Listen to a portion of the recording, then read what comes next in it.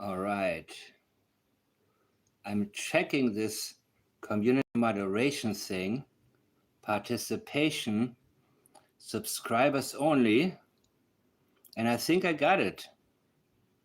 I think I got it now. I'm not sure though. I'm not sure.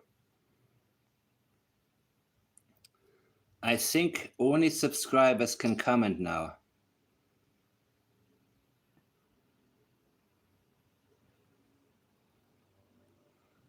Hi, everybody. Welcome. I set it up only people who are subscribers can comment because I know not a lot of people are on right now. Hey guys, wow. Nice to have you. Thank you guys for coming. Give me one moment. I have to set some up.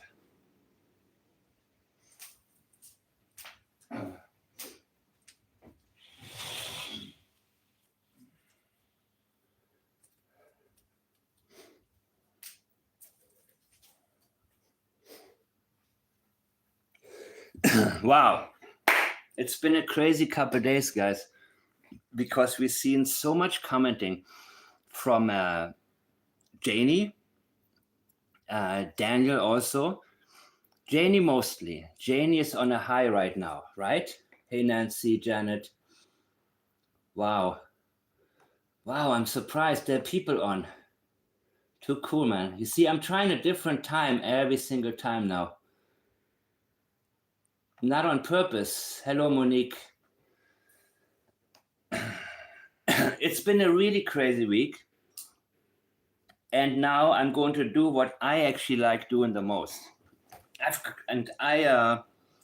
What I like the most, well, what I have to do is getting comments from people. I have to get statements, right? 2 sheets to the wind. All right. Hey, Anna.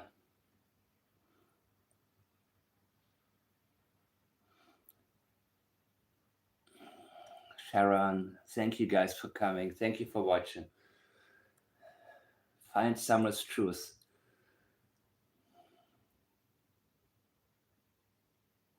I talked a little bit about Summer Wars before and JonBenet Ramsey, but the interest is, of course, in current cases where we can have, where everything is still fresh and we can be of assistance. As for Summer Wars, I don't think the truth will ever come out. I believe that I uncovered quite a bit, but in the case of Summer Wars, the answer lies, I believe, with the rug dealer Andy. But that's not what I'm going to get into too much right now. Kim. Hi, Kim. Wow. I didn't even pay attention to what time it is, guys. It's great to see you all. I've changed it to subscribers mode, I think. So people that, I don't want, like the last time where during my life I have to moderate. You know what I mean? It's a little bit too annoying. And things that are important, guys. And I appreciate very much what you all have sent me.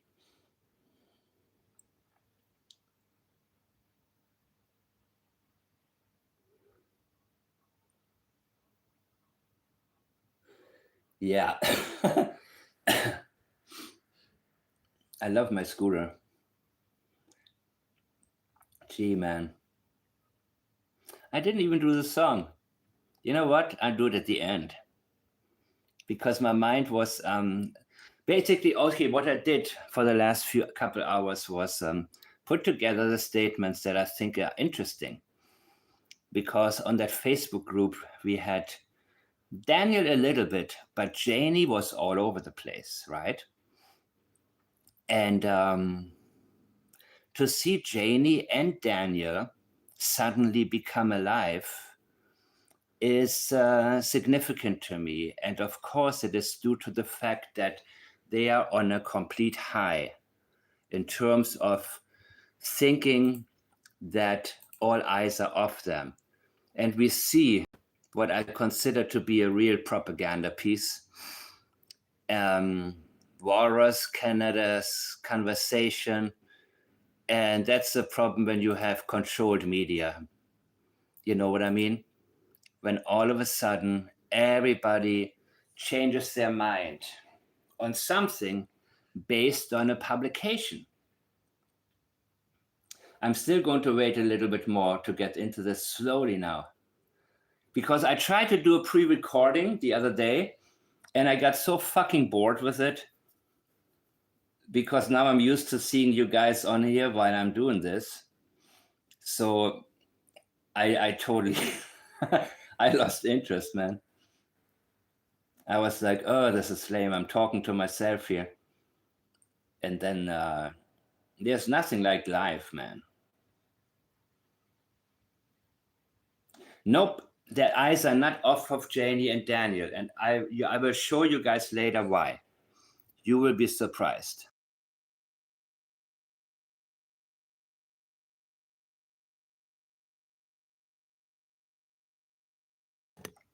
Because one thing about Janie, her pattern, she gets ahead of herself.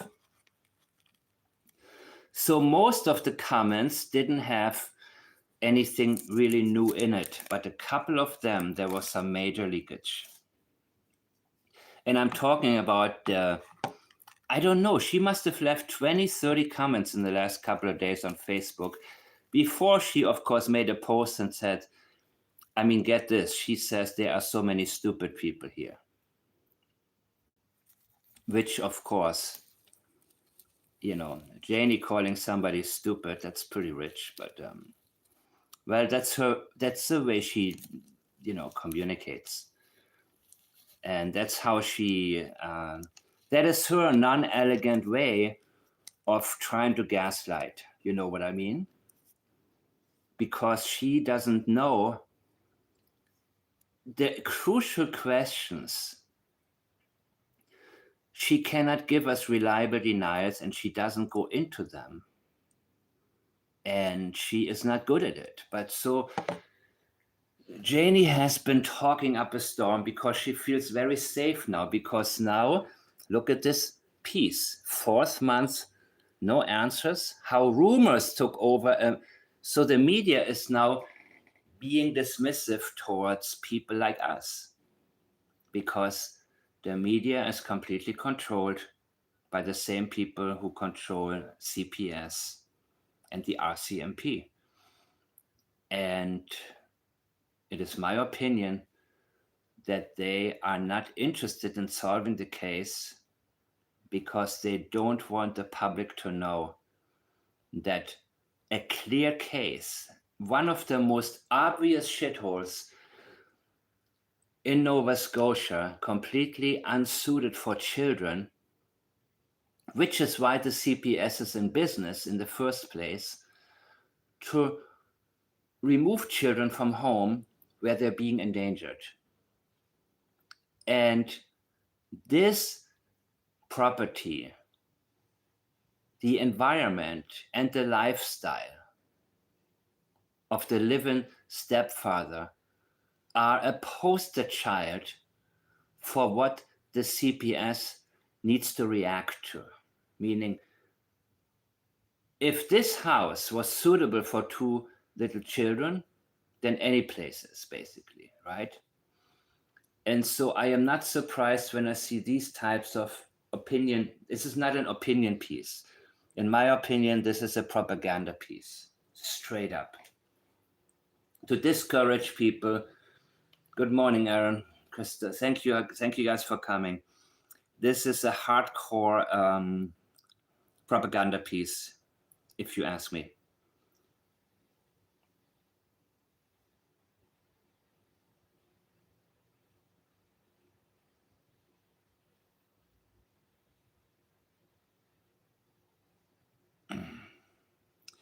Oh yeah, the person who just emailed me. Nope, I'm not going to out you. Your gut feeling, if you have a gut feeling, well, you need to follow it one way or the other, right? And that is also what I always tell you guys, get in the habit of making notes, even only short notes, like timestamps or what have you, anything. Get in the habit of getting better at pointing out what part of a statement annoys you or bothers you. For example, with the William Shatner 911 call, my poor wife is at the bottom of the pool. You would write down keyword poor, anything like that, you know what I mean? Where you say, this stands out. And so I'm going to go into Janie's comments later in a little bit, but there are other things I've noted.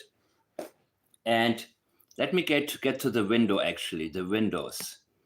I have a bunch of stuff prepared here.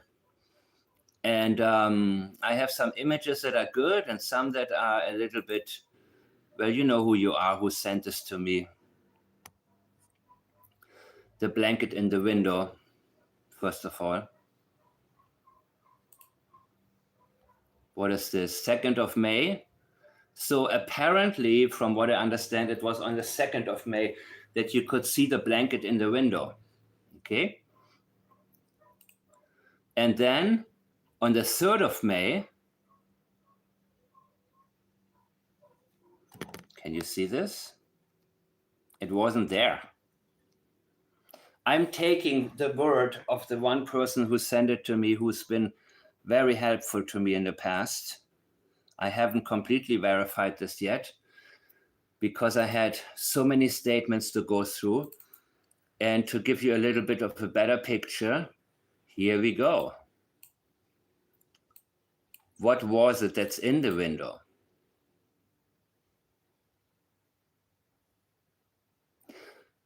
But let me make something very clear. I'll be right back with the image. I have to get another one. I want to make sure that nobody can... give me a second, guys. Where was it? Where was it? Where was it? I'll be right back with the right picture.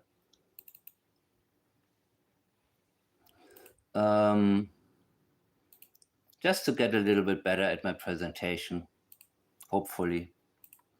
All right, here we go. Shalala.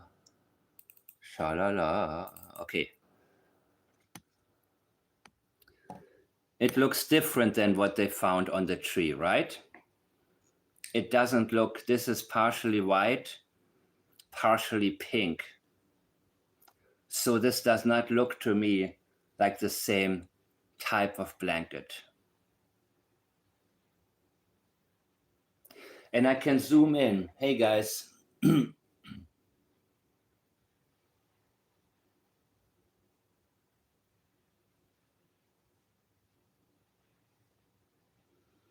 You know what, CB?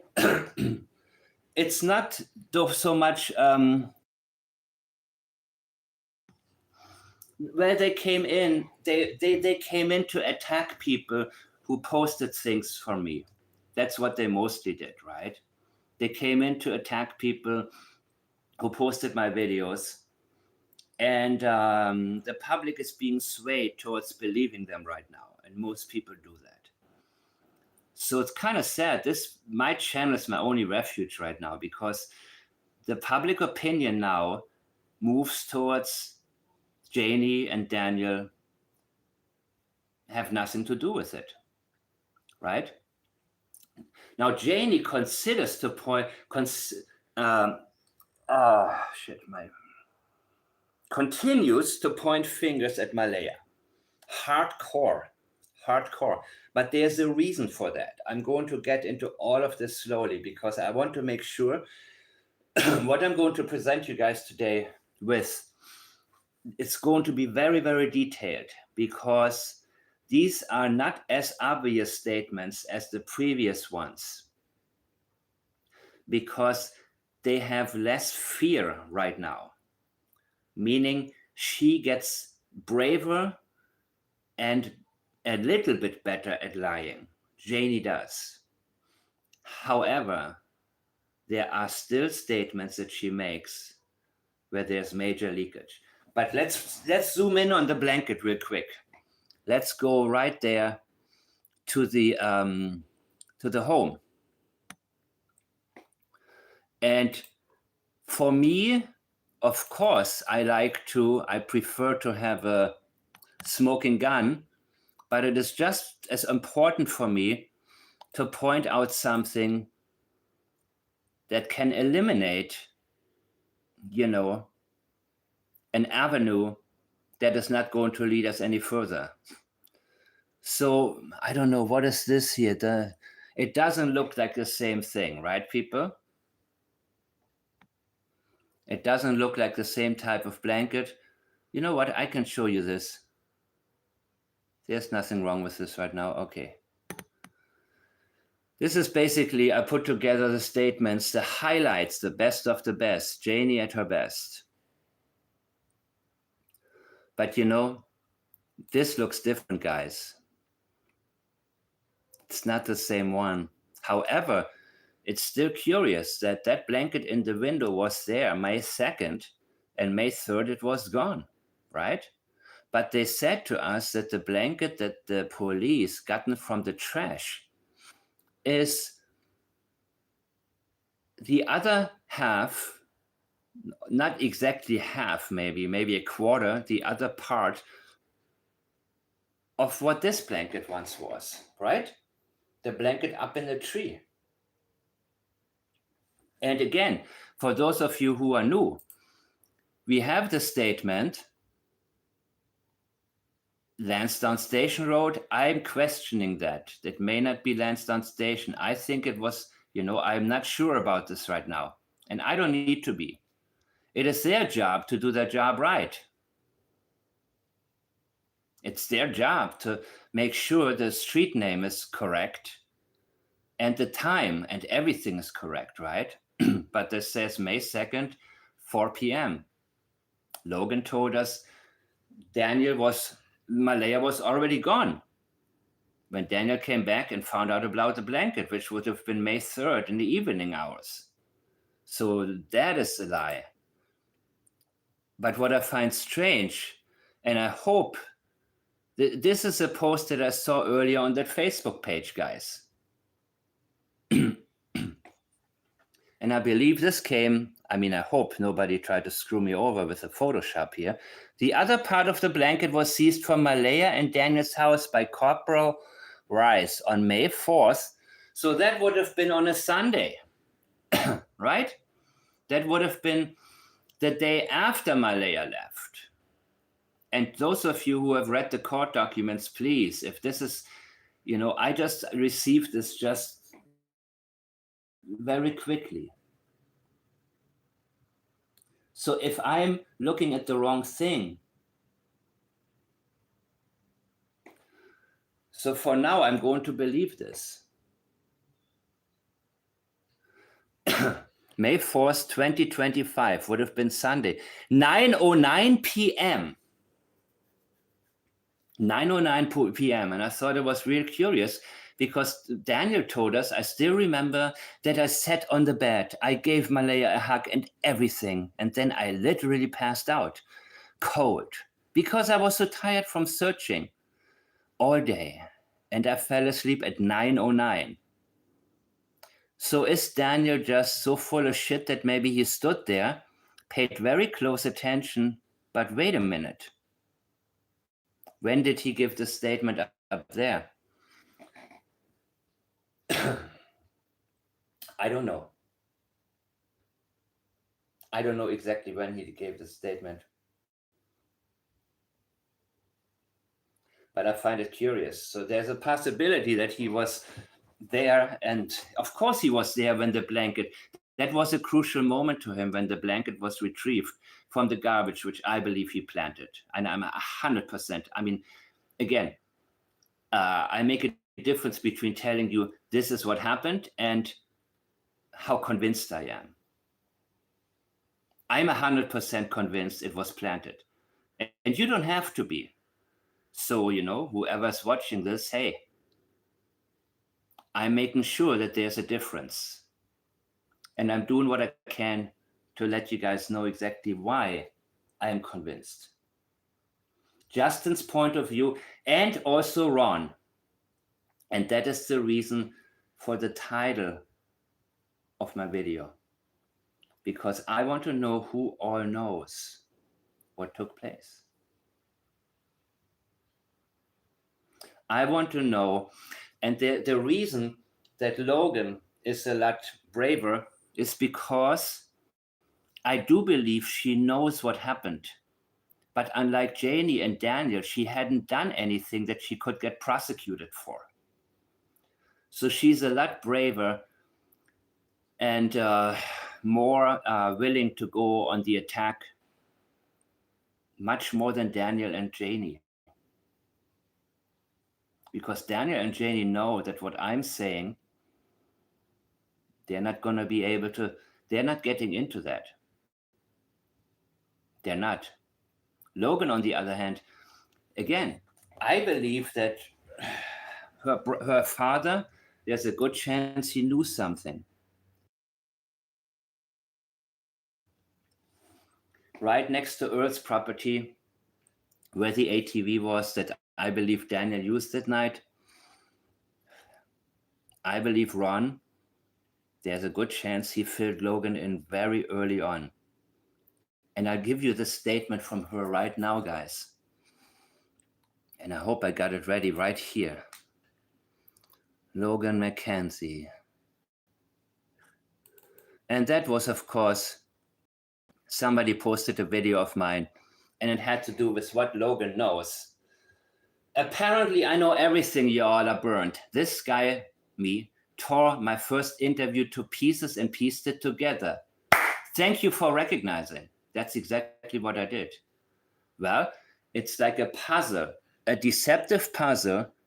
The pieces that don't really fit together, these pieces are put together in the wrong position and sort of crammed in there to make a, like when a 3 or 4 year old tries to do a puzzle, cannot figure out where the pieces go. So they almost like rip out a part of the pieces to make it fit where they want it to fit because they get impatient. That's really how when you have a web of deception, as was in her case, the pieces don't freaking fit, guys. Thank you, Carol. The pieces don't fit. So this gives me now a new form of doing an analogy that I'm really happy with, guys. And what it is the puzzle that when a deceptive statement is like a puzzle where the pieces are not fitting. So we have to take it apart and then see how it fits back together, guys. So this one I dedicate to Logan. This new part of my learning how to teach experience helps simplify what we do. The puzzle, the pieces are in the wrong places. Sometimes it is experiential memory from the night before that they're trying to fit into a Friday morning. That's what Janie really did. She put the wrong pieces together. Daniel Malaya and Janie introduced experiential memory from Thursday night and tried to fit it into Friday morning when the kids were no longer there. So what we do is say, this doesn't fit in here. This needs to be removed, people. We don't know yet how it's going to fit. Let's put it in this spot. Let's have like a plaids thing there, and let's move it right there. By the way, I got a watermark now for my plaids, which I'm actually kind of happy with. But it still looks weird in the I got to figure out how to do a better live. But you know what? I don't care because I got the content, baby. The sighting in Regina was Logan. You know what? I don't know yet. I haven't looked into it, but I would not be surprised. And I didn't pay attention to that sighting at all. I don't trust that channel because, yeah, that channel, this woman praises Logan from day one, right? When Logan gave her first statement or her first interview, that was highly deceptive, guys. Highly deceptive. So she's friends. She's proud to be friends with Logan now. So I have no idea. Yeah, there's a possibility there that she's, you know, you know what I'm thinking here. There's a good possibility, very good possibility, that Logan may or may not have something. I don't know. You see, I want to move slowly with these things because I don't do the speculation thing. I don't do the rumor thing. That sometimes I'm even too careful before I voice something. But that woman was on whatever her name was, Hidden in the Fog on that channel, and Hidden on the Fog praises Logan, wants to be friends with her, probably in constant communication. So I don't trust anything from that channel, guys. Absolutely nothing. When it comes to intentions, I don't trust it. So yes, this is what I did. I tore your interview to pieces. Yes, I removed the pieces that didn't fit, and then I pieced it back together. And that's how I knew what was happening in that house, or what had been happening, what had preceded, the problems that had preceded the disappearance of Jack and Lilly through her statements. And she's going on and on. Yes, she has no fear because she cannot be prosecuted for, being deceptive in public. Let's say it like that. You all wonder why I don't want to talk to him. So let me make this very clear. I showed you guys a screenshot. I only one time contacted her that was when she given her first interview, and I asked her to verify, hey, is it you? Is it really you who's giving this interview? Okay.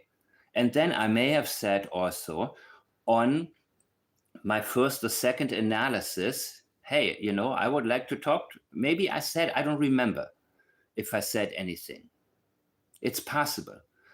But if I did, let's assume I did, and some of you have watched that video. There were two videos, first and a second analysis of the same interview, the first one.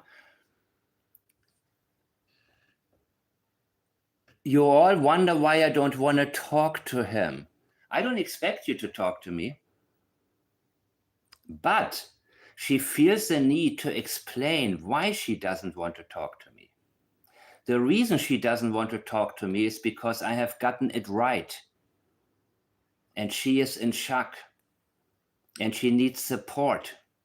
And when I ask her something, she waits a long time to answer me on Facebook. And before she gets there, other people come in and start to talk about other things, or attack or call or accuse somebody else of being me, and that I have fake accounts. I have only one account, guys. I have one Facebook account. I am not that Facebook happy that I would have, and I'm not active on there. I had a 2-year absence before I came back because of this. Because of that one group, that uncensored group that's run by one guy. And it's truly uncensored. The guy, he invited me into a bunch of other groups he runs. I'm not saying he doesn't care about Jack and Lilly, but he doesn't give a shit, which is actually a good thing. That's why so many people come together. And you know what I mean? It's truly uncensored because it's just one dude and he doesn't get involved. Only once in a while, he's like, hey, we got 10,000 members now. He's all about that. But it's kind of refreshing in a way that you don't have somebody that's taking sides and there's no over moderation and there's nobody trying to do anything or trying to tell people what to believe and so on and so on. And so she feels a need. Yes, people wonder. Maybe people said to her, why don't you, you're talking, she probably talked about me all the time because she could not figure out how to get to me. And maybe somebody suggested, why don't you be a guest on his show or his channel? And so she now feels the need to tell us. Why? Because she doesn't want the real reason to be known, that she's scared. She's too scared to ever talk to me one-on-one. She's not scared on Facebook where I ask her a question and she can put the phone down for a few minutes and then other fake accounts come in and reply, right? And sidetrack. But if she was with me one-on-one, I ask her questions, she cannot run away or she cannot ask somebody else to answer for her, it would go very, very differently. And no matter how she will answer my questions, and I'm not going to say what they will be or what they would be, no matter what, even avoidance, we would know, and they would have something to do with when she first knew what happened. And I show you right now what she actually stated about this. She knew very early on much more than she has told us. You all wonder why I don't want to talk to him. I have my interview and gave my information I have known from the start. I believe that early on, probably from her dad, living very close to Earl, where the ATV was that I think Daniel took that night. And by the way, don't tell me what people say about me if it's not important. Tell them to shut the hell up and don't even let me know. Seriously, guys. I'm getting too much messages like, oh, this guy, look at what he said about you. Oh, he said this, did you hear? Well, is it important? Do you think it's important? Nah, no, or maybe not. Then why you bother me with it? I spent hours looking through the messages from Janie McKenzie. This is the one that I had to get to. You all wonder why I don't want to talk to her. Okay, here she says, I have my interview and gave my information I have known from the start. So you guys can choose whatever you want to believe. I stand by what I gave in the beginning because she knew from the beginning a lot more. That was not a growing process for her. For me, it was a growing process. She was way ahead of us people, way ahead. And she felt very safe about that. She felt extremely, extremely, extremely safe, people, until she gotten, and again, this has only been a week that she started talking about me, right? But I believe she's been doing so for 2 or 3 months from another account, right? So I believe that from, when was it, June 6th or June, I think June 6th, when I made my first video about her statements. Yeah, that aligns pretty well, that shortly after she started speaking about me, because somebody must have alerted her. And I did exactly what you said, Logan. I tore your interview to pieces because the pieces didn't fit. And I looked and I listened and I saw how the pieces fit. So whatever grandstanding you do and however many people you ask to help in attacking me, it doesn't make a difference because your interview and your deception is noticed. And I don't care if all of Canada now believes the new articles that dismiss what we are talking about as rumors. I don't care because in statement analysis, there's only one truth. And when you're on the side of the truth, it becomes almost impossible to compromise, except compromise within the possibilities that the statements leave us with. Possibilities such as Were they taken up north or towards west? I still think towards the north, even though people tell me they would have come to shore by now, but there are other possibilities too. The huge surf effort, right? But I'm looking at possibilities and I don't theorize. Theorizing to me takes too much energy. And if it takes too much energy, that means that you will compromise with the possibilities and get stuck. And we can't be, because theories, like opinions, is something that people defend. And they often get offended or angry when somebody dismisses it. And we don't learn from each other. So this is really the opposite of what you see in society, where we invite criticism.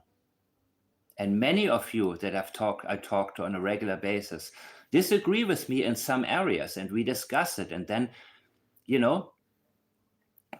we rate the possibilities together. I am not dismissing anything. I'm saying this possibility is an 8 out of 10. The other is maybe a 2 out of 10. Let me focus on this while keeping the other one in mind. It is that, Kim, let me see what you say. People get angry if you speak the truth, but the truth. Absolutely. I can't get into it. I even removed one of my posts, not my comments, but one of my posts, because I think it's a waste. Yeah.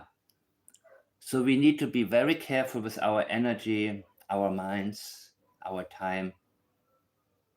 Good, Krista. Yeah, don't listen. It's not even, I don't even recognize it. I recognize I recognize the intention immediately. And that's why with Durwood, I didn't give him the time of day. I recognized immediately what his intentions were, so I didn't need to go further.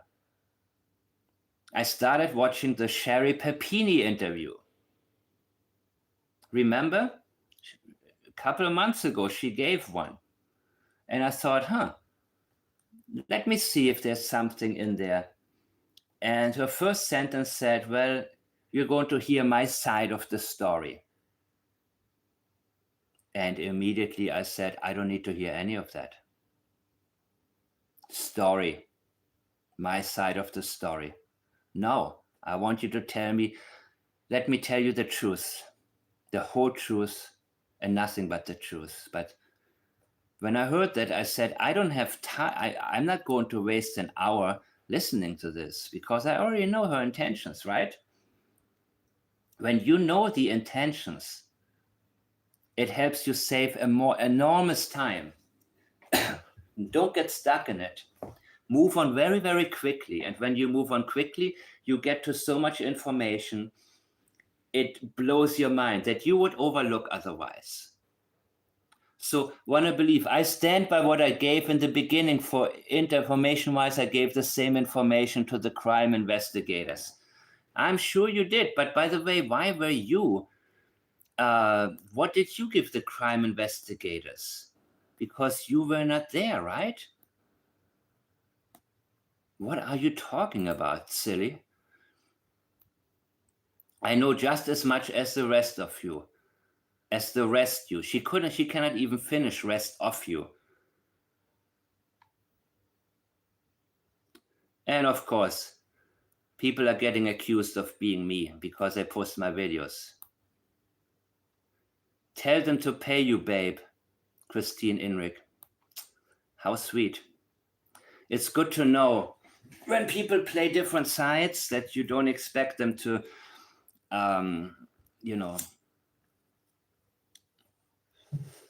don't expect them to do, to do the right thing. Don't do that. When they show you who they are, believe them the first time. And no, that wasn't me. That was Maya Angelou who said it.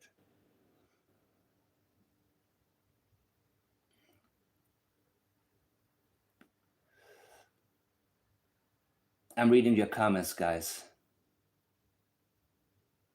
But I don't want to give these people the time of day. And from now on, I say it like it is. If you trust certain people after they already show you who they are, then don't bother others. You know what I mean? Keep the misinformation to yourself and don't mislead other people. Don't become a mouthpiece. Don't go out there, especially when that person says, go attack Mike Damon on one of his posts. In my opinion, if you then do that and say, okay, I will do it for you and attack somebody on the behalf, then you are trash. This is the way I look at it. If you don't have your own mind and you, anyways, I don't want to hear, and if it's not important, don't message me and tell me, oh my God, can you believe what this person said about you? Then my question is, well, what did you do about it? Oh, you just want to tell me? Great. Why you want to do that? Why? You think I have nothing else to think about? So this, by the way, is not important, but it's about May 1st. In that area, there was a kayaker that disappeared, right? Remember the story? The kayaker disappeared. That's why police was there at the house earlier than they thought they would be there. And that kayaker has died. He was deceased at Eden Lake. So I just figured this is something I'm going to add here, that you have a little bit of, something in addition. But let's go to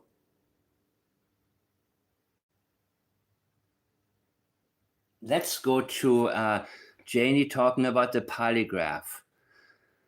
And that was the first one that I really, really dig.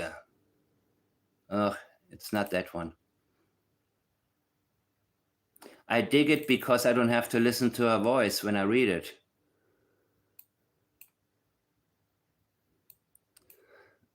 And this is a good one, people.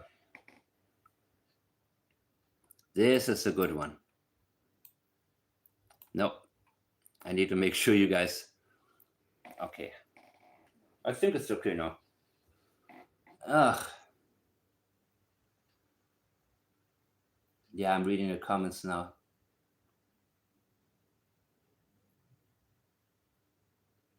That's the one. Let me read this quote again. One of you just... Let me see who posted it.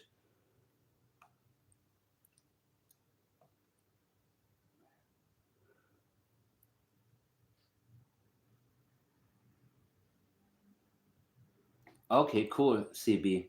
I didn't know.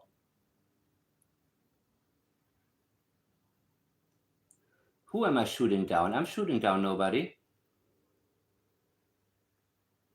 Give me your thoughts, guys. Always give me your thoughts. I didn't remove any comments, by the way. I haven't touched this thing. If it's your true thoughts, I want to hear them. If it's repeating something that makes no sense and you don't even think it makes sense, well, dismiss it. If you have to get... Hey, Callie G. Yeah, I'm not surprised that people report you, but you know what? That's what,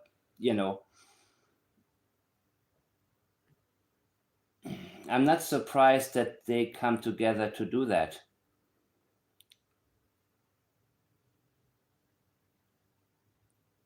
That's also why I don't comment too much there. Oh, Daniel Baker account, interesting. Yeah, she has a bunch of accounts, guys. A bunch of accounts, I believe. I think so. And when you do that, well, they are busy, guys. They are so busy doing what they're doing in order... Laurie, if you did, I didn't see it. I just said, sorry, I just saw one comment from you. I'm not going... Do you think Wade would talk to you? Wow, Esther, I would love to talk to Wade. Any of you have a line to him? And you know me. There are several here who know I want to talk to Wade only in private. I don't want to mention even. Here's what I do, guys. I get information from people who don't want others to know that they're in contact with me. And it helps me look in the right direction. And I never mention private conversations, guys. Never. I use the information to make things easier for me in terms of looking into things. But I don't out anybody. So wait, if I would love for you to talk to me. Either way, nobody will ever know, unless you want me to tell people. But I doubt that his wife, I think his marriages will be over if he talks again, to be honest with you. Belinda, great to have you back, Belinda. Thank you so much for coming. I will fill you in more later on what I've talked about. Great to see you here. And people, Belinda is the person I've been speaking with for, I don't know since when. But Belinda will verify things with you guys. If there's something that you think you heard, you're not sure if it's a rumor or not, use the opportunity in chat to ask her. And I don't have the chat messages yet up here. Just click on live chat, guys, open panel. And remember, this time I've done it differently. I believe that you have to be a subscriber because you have to be a subscriber to comment. And I set it so you got to be a subscriber for 20 minutes. Because trolls don't have 20 minutes worth of patience to come in and do what they did last time. When I did it in the middle of the night and there was no moderators on, And that's when I realized it's time for me to keep this clean. So guys, anyways, I can only tell you what they asked me. Janie McKenzie is now asked about the polygraph test. And look at these stupid questions they asked. Number 1, did you kill Jack and Lilly? This is not the right question to ask. And mind you, these seem to be exactly the same questions that Daniel was asked. I believe they did a very lazy job here. And I will tell you right now why these questions do not work. These are very amateurish questions. I believe the Truth Verification Unit or the elite groups in Canada, they would never ask these types of questions. Because you cannot immediately assume that Jack and Lilly are dead. You got to ask them, do you know what happened to Jack? Do you know what happened to Lilly? You can ask follow-ups. If more than 2 questions, make them 4, but 2 is usually the best one. You want deception to be indicated because you don't necessarily need to solve the whole case right now with a polygraph. That is the biggest problem. And this is exactly what Daniel has told us they did with him. They didn't ask him the right questions. They said to him, we know you killed Jack and Lilly. Admit it. They tried to bully him into a confession. And that is the wrong strategy. They told him nothing. And he was strong within that. He withstood. A lot of people would break. He didn't. He was sort of prepared for what they're going to ask him. And as I've said before, there's a good possibility that Jack could have gotten into something. I talked about this the last time. If you have to ask about killing, ask separately. Did you kill Jack? 2 questions. 2 different questions, guys. You got it? 2 different questions. And I hate to talk like this in front of Belinda because it's her grandchildren I'm talking about, right? But the question should be, number 1, do you know what happened? Something like this, do you know what happened to Jack? Do you know what happened to Lilly? If you have to go there already, make it a 2-parter. Separate for Jack and separate for Lilly. And look at this. And Daniel was right about what he said here. He said it was all about killing Jack and Lilly. But you know what? They're moving straight. They want to take the shortcuts. and prove that they have been killed. This is not what you do. Did you see anyone kill Jack and Lilly? Stupid questions. No wonder he passed. 3, did you help kill Jack and Lilly? Number 4, did you help get rid of Jack and Lily's body? Now this one is a little bit better. Because in this case,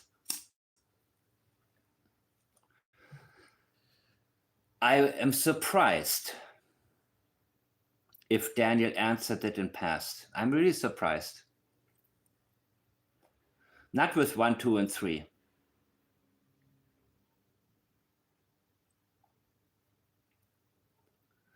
But I'm not surprised that probably Janie's heartbeat went rapid here. And suddenly her heart condition came up. But in her case, she told Belinda, by the way, she was raking, and I will get to these comments in a minute. Did you help get rid of Jack and Lily's body? Well, that was my questions asked. My answer was no to all 4. I told the truth. I would not do anything to Jack. And when people tell you I would not do, disregard that. I want to hear I didn't do anything, not I would not do anything. That is not reliable. And if you didn't and you're accused, you will say, I did not do anything to Jack and Lilly. Now she feels, look at this long paragraph here. When they feel a need to sell themselves, when they feel this need to add so much to it, there is a reason for that. I did not kill Jack and Lilly. I did not have anything to do with it. Or I didn't do anything to them. Is enough. But she says, now, listen to this bullshit here. They were part of my life for 2 years. I cared for them, babysat them. Cared? Okay, well, however, watched them grow. Treated them like my own? No, you didn't. No, you didn't. And when you see something, whenever you look at the whole statement and you get confused, get unsure, are not certain, well, maybe she is telling. You see, a lot of people, they read these statements. People who suspected them before, they're now saying, well, maybe she is telling the truth. We know she didn't treat them like her own, especially when you look through the statements that she made. She did not treat them like her own, just like I did with my other grandkids. All of a sudden, they are her other grandkids. She's including Jack and Lilly as in the group of her grandkids, but she didn't do that in her previous statements. You can believe what you want, but she is trying to make us believe something. She's trying very hard to make us believe that she cared for Jack and Lilly like for her grandkids. I don't think you need to be an analyst to realize that she didn't. You don't need to be, by the way, there are people, I don't even use the term law enforcement professional anymore, because it becomes more and more like an oxymoron. Because there are so many people I meet on an everyday basis who would be so much better than who is being hired. And I gave them a home. It may have not been much. That's a nice way to excuse having the children grow up in a complete cesspool. It may have not been much. So she's thinking already about what the thoughts that we have may be while she's trying to present herself as a saint, right? It may have not been much. She's trying to act really humble, and I'm a poor woman, I don't really have a lot. But you know what? Poverty has nothing to do with cleanliness and kindness and being good to children. It has nothing to do with creating the best environment you can. I know kids, I know people, I have friends who grew up poor. And some of them grew up a lot happier even than I was as a child. They had love, They had care. They didn't have a lot of toys. They didn't have a lot. They had very little. But they knew they were safe where they grew up. They were treated kindly. They felt protected. And Jack and Lilly did not. That's why Lilly felt the need to protect her baby brother, because her mother didn't.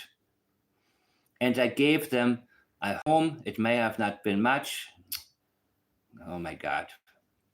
You see, this is already like a sensitivity right here.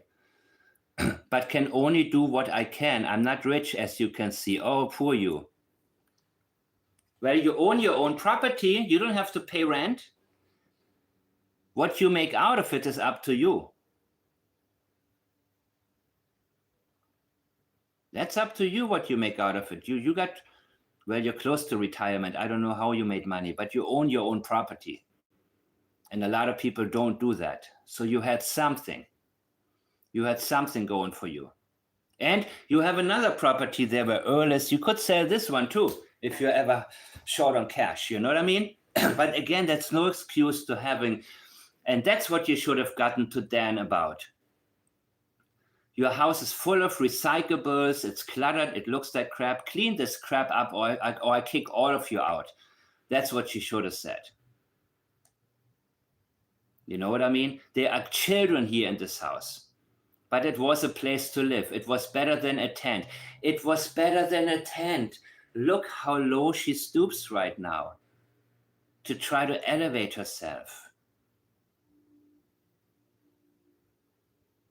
This is pretty rich, dudes.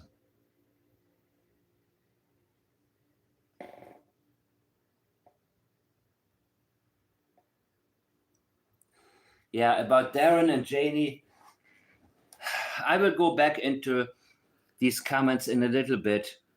The rest of the Janie compilation. Guys, let me go scan. I'm trying to look something up right now that I'm not sure that I can find quickly, because I just was reminded of something. See, I got an abundant. You know what? Let me go through them one by one, I guess. It's all about Janie right now to me.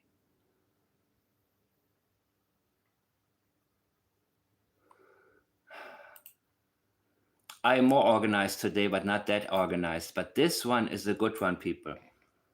This comment here, and feel free to screenshot it, and look at it later.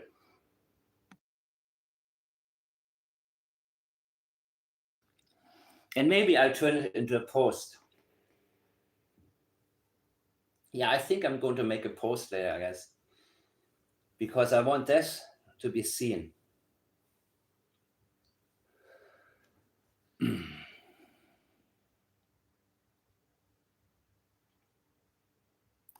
Let's go through it one by one. Okay, this was about the kayaker. This was the blanket in the window in case that and Belinda, since you just got here, we talked about this was in the window on May 2nd. Zooming in, pretty clear picture. May 2nd. Wait. As seen here.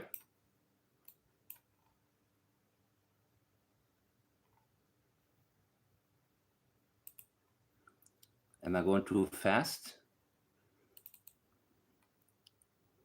May 2nd. And I believe that this was May 3rd. Not there. It's been removed. However, guys, it doesn't look like a piece of this blanket. It's different. So this is not our smoking gun. And I believe they also said the blanket was used to keep the air from going into the house, right? Wasn't it like that?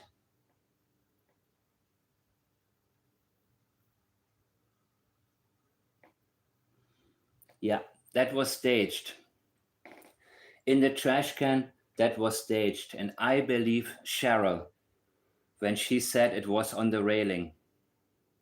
She didn't want to tell us, hey, GSP, she didn't want to tell us who told her that, but I do believe her. I believe her, guys. Logan tried to immediately talk about, well, I went into this the last time, but let's see what else I've got here. So I guess there were no cadaver dogs.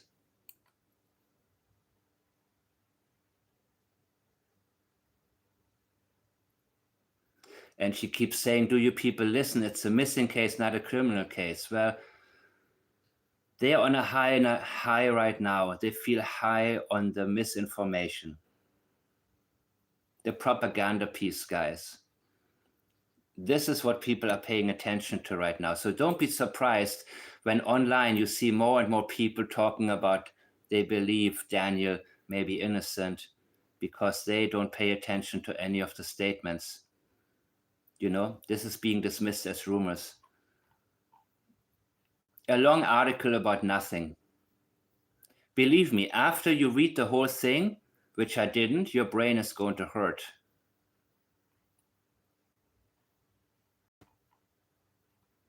They're mentioning Robert Parker.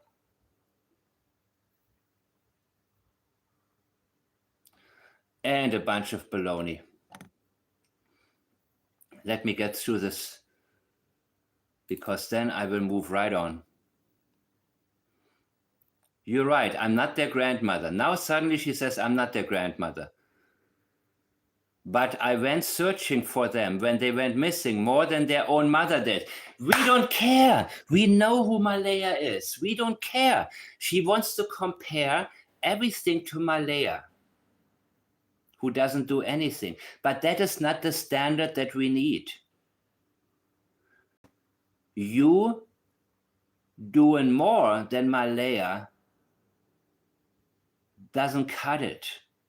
Stop comparing yourself to a mother who's obviously mentally not all there, who obviously doesn't care and didn't care how Jack and Lilly lived for 2 years, endured the abuse, the drug habits, the everything, didn't do anything, nothing, didn't even try. I believe that night if Jack was getting into something, because Janie said he was a curious little boy. I believe she told us she leaked knowledge that he may have gotten into something. I told the investigators everything I know.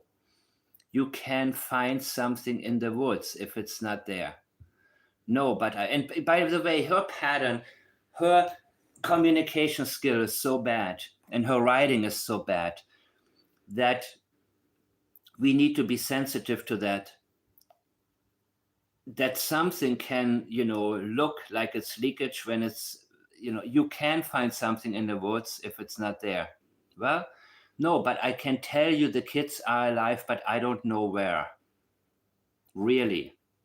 Then how do you know? Well, when they are found, I hope they do find someone better.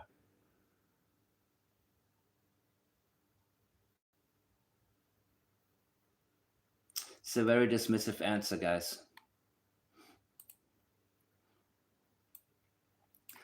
I will let the investigators and RCMP and dogs on my property, but no outsiders.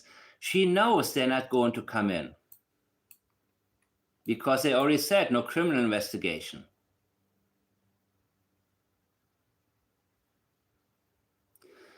And she feels the need to tell us why. Listen, I was going to look for one specific statement. Give me the reason. Give me a minute here. I want to get to it right now.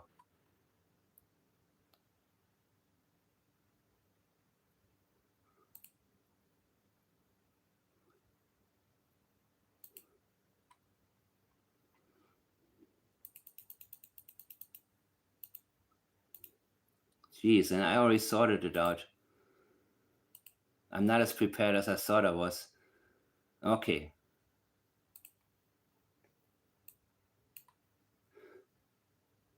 And you're going to ask me why no outsiders, because if anything happens, I can get into trouble. So investigators said no.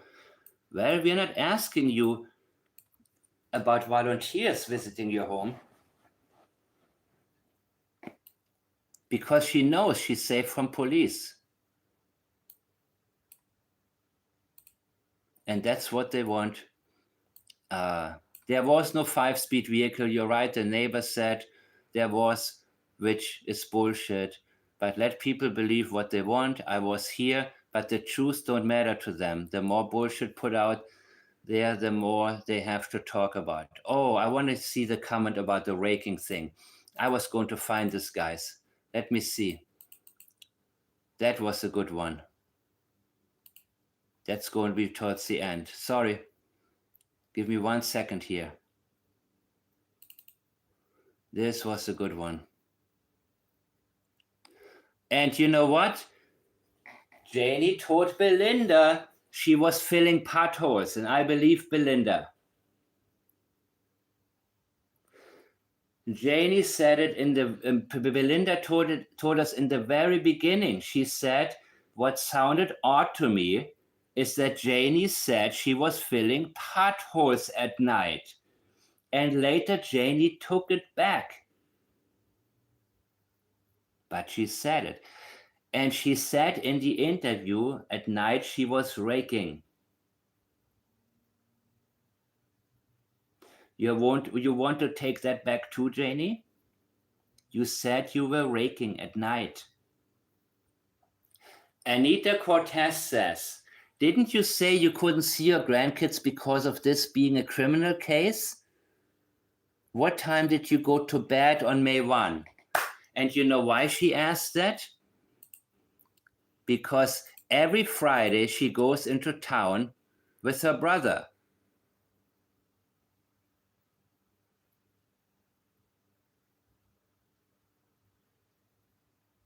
And Anita, I don't have that right here. She asked her, why didn't you go to town that day, that Friday?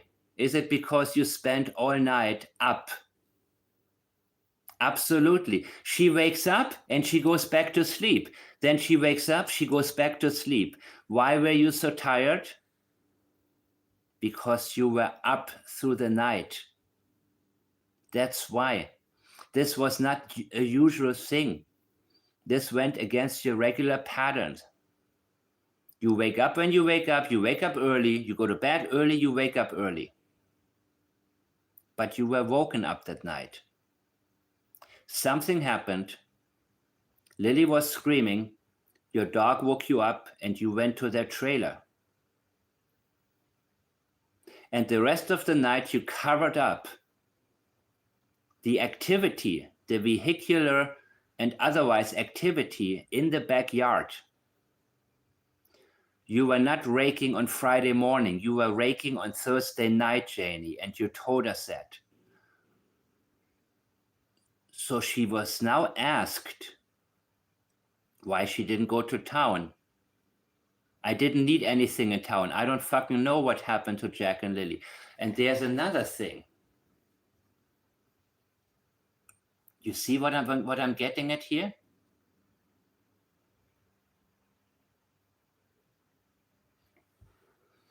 Something even more important, she'll say. Okay, this one I got into. And this is an excellent question, by the way, from this woman.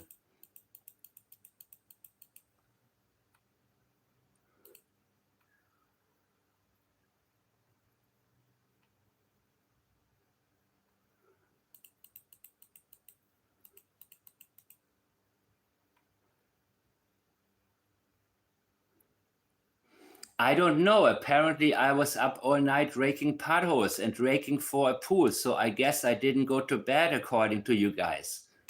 Yes. And that is also an embedded admission, people. But she's trying to gaslight. She's trying to ridicule it. This is exactly what she was doing. Apparently, I was here. Just read this part. I was up all night raking potholes and raking for a pool. Well, the imaginary pool, but the area that you later told us there was going to be a pool. So I guess I didn't go to bed according to you guys. That's exactly what took place. You didn't go to bed, and if you did, not for long, not for as long as you needed, which is why that morning you always go to town every Friday. That's your one day a week that you're around people in the safe company of your brother who's taking you there. You see, when they tell you what they always do, but all of a sudden they don't do it, we want to know why. The same reason we want to know why there was a vehicle in the middle of the night pulling up at the Proudfoot's home when Sebastian went missing. These are not coincidences, guys. And when they're trying to be dismissive and convince you that there is nothing, that makes it even more sensitive.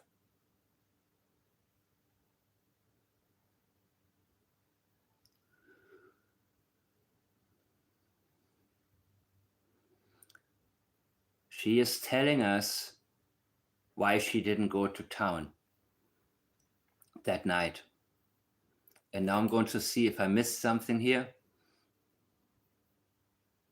You tell me what you guys think I was. Okay, I didn't need anything in town. I don't fucking know what happened to Jack and Lilly. Okay. You tell me that, what you think, guys.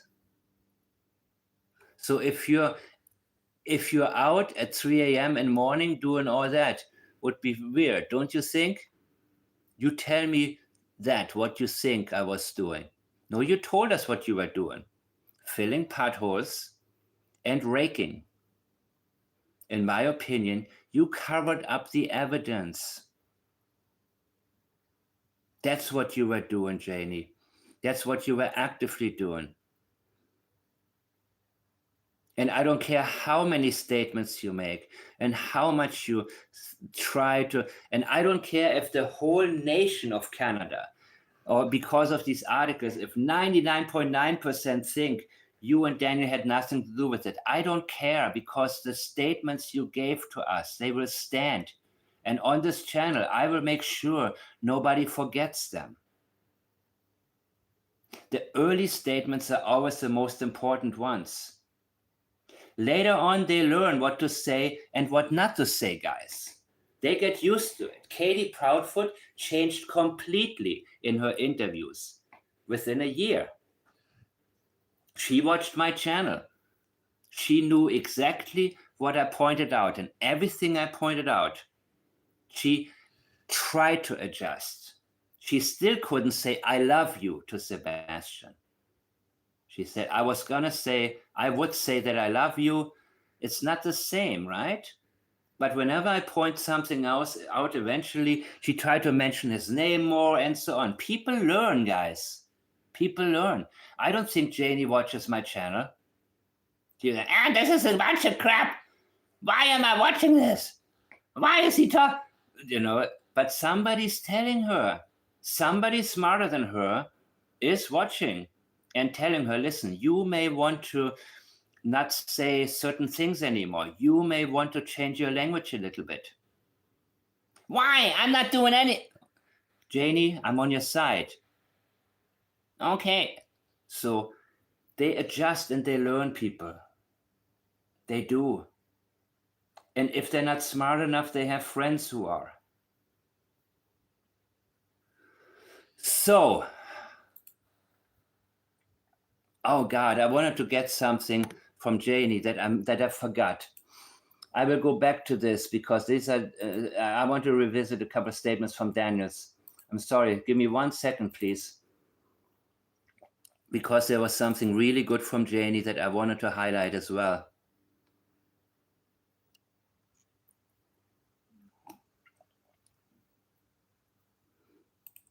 Oh my God. What did I do?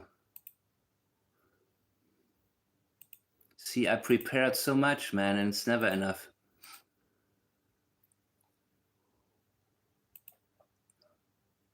I guess I need to revisit the whole...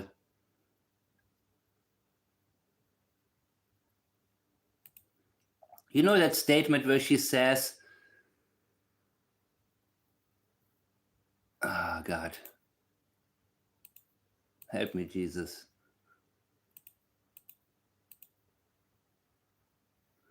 Wait.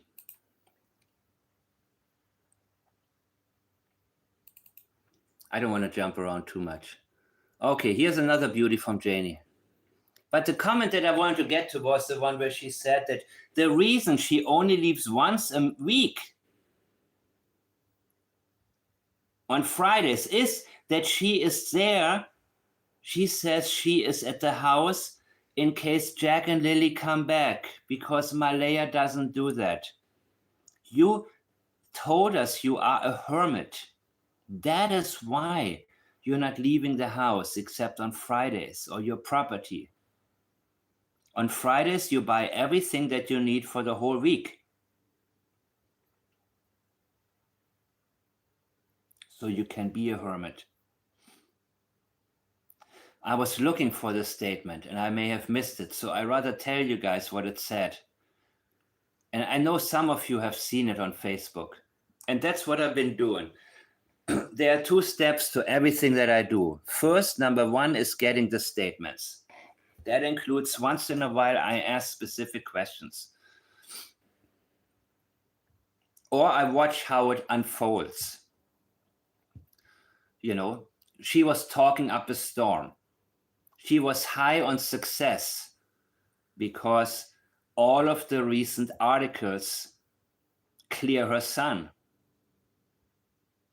Not officially, of course, but make it sound like good for them.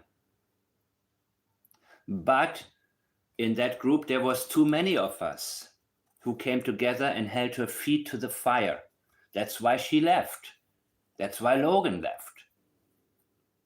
They realized that we are not going to break. We know what happened. And because of that, we are not going to be able to sit there and say nothing. It doesn't matter how many people are coming on board with them and try to, protect them. Once you know the truth, you cannot be confused again. Once the pieces come together, you know what happened. You don't know the whole picture, but the things you know for sure. And sometimes it takes a day for me to go through all of this and say, you know what? I know that many of you are doubting now. Not you watching my channel, not you in the chat, but a lot of people out there that I've seen before. They are changing their minds now. I say, well, maybe they had nothing to do with it. Maybe they're innocent. I'm serious. I see it all the time now. And they're trying to suck up to Janie and trying to suck up to Logan. And I'm thinking, what the hell, man? But this is how it is, guys. They had no foundation in terms of actively looking for answers. They just went with the flow. I tell you what, you call the RCMP and ask them if there were drugs found on the property. I bet the answer will be no. I'm not a betting man. Why bet? Just tell us they didn't find any. And as I said, I believe with Thursday night, there was a cleanup, man. Not just in terms of getting rid of Jack and Lilly, but everything that was on the shed that had to be cleared out to get ready for what you knew was coming. So this is the last time I'm going to tell you, you're nothing but a fucking idiot. So take all your accusations and shove them up your ass. That's Janie, man. So take all your accusations and shove them up your ass. Graceful lady. Well, you got proof that Daniel gave the kids black eyes. You see, she doesn't say Daniel didn't hurt the children. She is putting the burden of proof on us. We know Daniel is the reason for the black eyes. We know that. Now, Malaya didn't say it directly. She said he picked on Jack and sometimes Lily. What do you mean, a grown man picking on a 4-year-old? When she was asked, did Daniel hurt the children? She didn't deny it. No, I don't have access to the papers from CPS. I cannot prove it, Janie. Beyond a reasonable doubt. I can't. But I'm going to give it a possibility indicator. And it's way over 9. Way over 9 out of 10. That it was Daniel. Yes, the kids are missing. And by the way, I explained to you guys how everything shifted for me. In the beginning, I was not sure. Was it Daniel? Was it Malaya? But when I heard Logan's first interview, I knew it was Daniel. That was the problem. That's when I allowed, and that's when the pieces came together. And that's what Logan complained about, that I took apart the pieces, but she said he had to prove him. He proved himself again and again. That's when I knew this was an ongoing problem. A, the problem was Daniel, and B, the problem was ongoing again and again. Every visit, there was a new problem, a new problem. He had to prove himself because he did so much to the children. He was the problem. That's what, Logan, you told us in your own statements. Yes, I'm tearing your interview to pieces and put them together in the right order. You are lying. And no matter how much you lie, how many fake accounts you have, and how many people you convince to come to your aid, like Christine Innig, who, plays both sides, right? Which is what I have an issue with. Who is now saying, oh, Mike talks about me all. No, I don't care about you either way.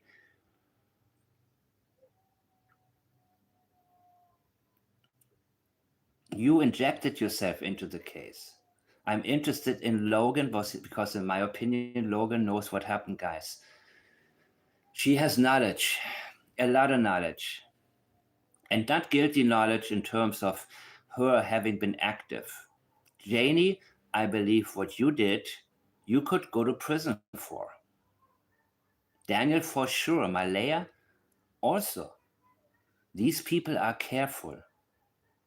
Logan is not scared. That's why she talked more. So, yes, the kids are missing. Go, you got one thing right. I'm proud of you. How do I? Okay, she's talking to Callie Gibson here, right? And Callie, I think you're here. And I cannot thank you. Yeah, there you are. And I can't thank you enough. And I also saw the question that you asked. And you know what? These people, they will avoid you. What happened to Janie's cabinet from her RV? Why all the property improvements after the children disappeared? Because I felt like doing it. Is that a crime too? Two is to be noted. Not because of the misspelling. Is that because I felt like doing it? Is that a crime too? Wait a minute. Is that also a crime? What are you referring to? What have you done that could be considered criminal?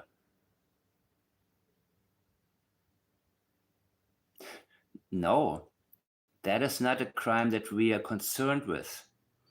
What we are concerned with is somebody actively covering up a crime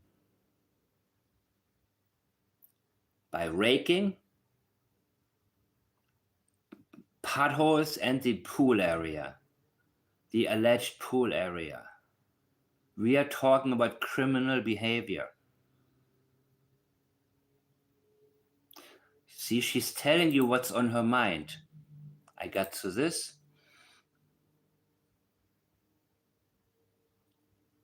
Oh yeah, this is a good one. Daniel Martel, did you ever hit Jack? And thank you, by the way, for asking this to the person. And this is perfect. Not did you hit Jack and Lily or Lily. Ask it separately.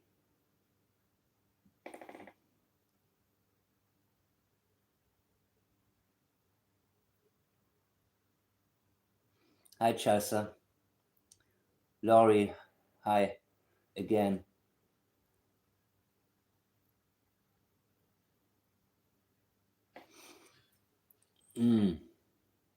What's going on here?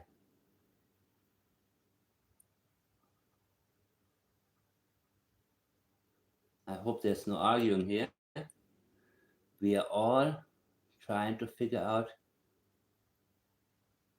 who's believing Durwood. Nobody is that I know.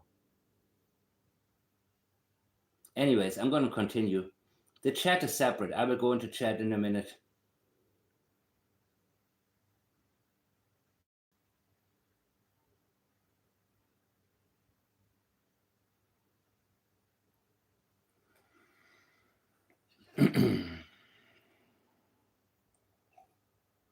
And I have no doubt people are now coming in trying to convince us how they're not guilty. Because I'm the only one. AB also, A balance also. I'm the only one who is not being shaken by the hatchet jobs that I see done. And I don't care who will. Again, if you have true thoughts, let me know. If you only repeat what other people tell you, it's a different thing. So this is perfect. 2 questions. Did you ever hit Jack? Did you ever hit Lily? Perfect question, by the way. Perfect question. Say, did you ever hit Jack and Lily? Because if he didn't hit Lily, then what? This would be as stupid as the polygraph question. This is a very good one, guys. And the answer was ask Malaya, because Daniel didn't answer. Daniel wasn't in there. Kelly Gibson said, Daniel Martel, what do you say? Because more and more people came in and they said, well, he's not going to talk to you, and Daniel, blah, blah, blah, blah, blah. Said, what say you? And Janie says, ask Malaya. Everything she does is point the fingers at Malaya, because she thinks that Malaya is running away from her responsibilities. They are looking at everyone, they said in their report. I know as much as anyone else. I told, you know more than people. You were there. I told my statement. I took a polygraph test. The investigator told me due to my heart problem, they couldn't get an answer, yes or no. Okay, guys, I'm sick of her. I have to look for one more statement, and then I'm going to go back into the audio. Oh, God. There was no 5-speed. Yeah, sure.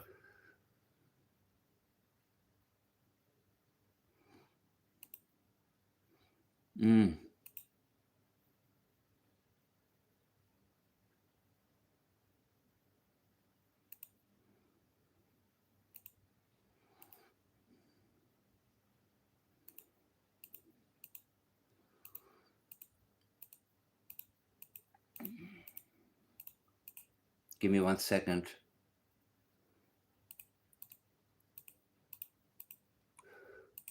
Okay, let me get to Daniel now.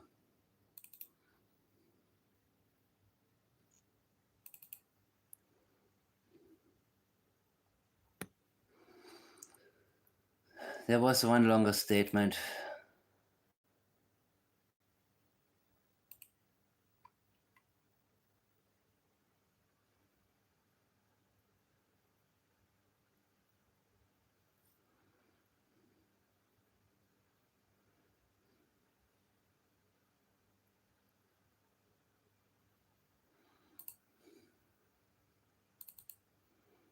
Okay. And never forget what Daniel wrote in his messages, guys. Okay, she wanted birth certificates, school pics, and one stuffed animal for Lily and Jack. So, what does that mean? One good thing. She went on and on about trauma for the first year over and over. I had to say to her, stop it. Yeah, you know what? She probably wasn't ready for a new relationship, maybe. And maybe she wasn't ready to really, um, that could be. That could really be. I've experienced those things. When you just gotten out of a relationship and your mind is still on it and you get into a new one. So I give you that. I agree. I that's probably, that's she had the pattern of her life repeated itself. It's not her hiding them. Okay, I can't go into that reservation. She doesn't have the mental foresight to understand the complex nature of what she was about to do. Two missing kids at the same time, one in a million. She fell in love with me. Okay, we know all that. But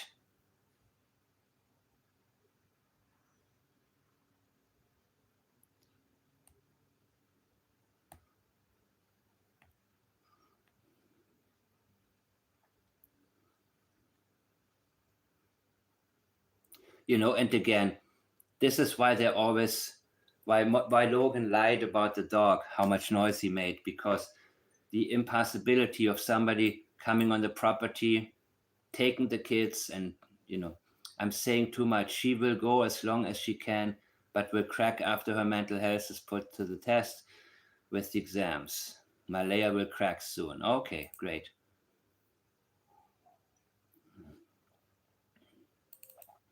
I don't know what this was. Fading out here. Yes, I did see him put it in the garbage because I told him not to fill. Nope.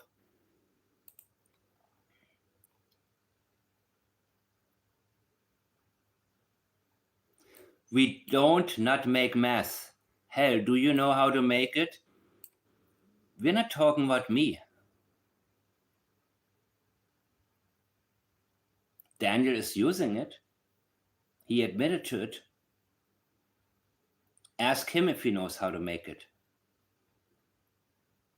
How would we know how to make it? I don't. I mean, these days, I guess you can go to YouTube and find out anything, right?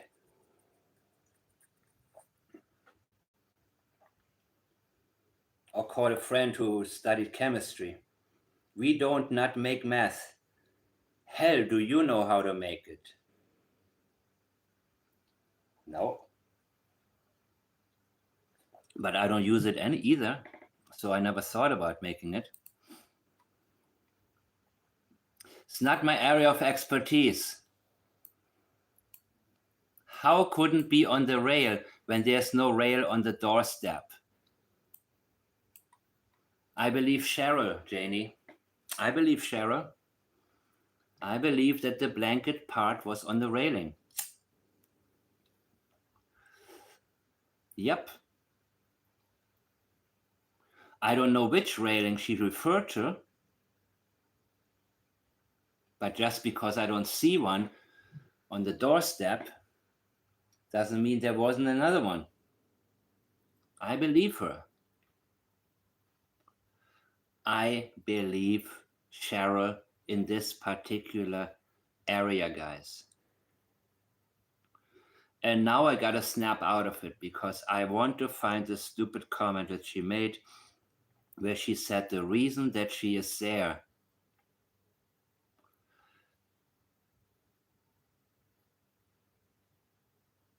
And this Ronnie person, by the way, I see her all over Facebook in unimportant questions, If Daniel had oh my God.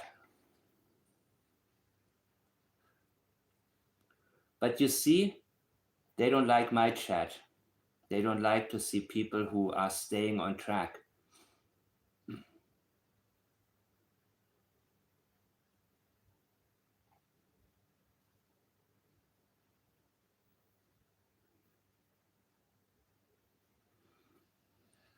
Yeah, you can have my email. Just don't send another. No, not you, of course. Crap, man. I can't find the one I wanted to show. That sucks. Because it was such a good one, man. Give me just 1 second, guys. You see all this DMATs and all that stuff, I'm deleting it all. I don't want to have it here. Because it's only sidetracking.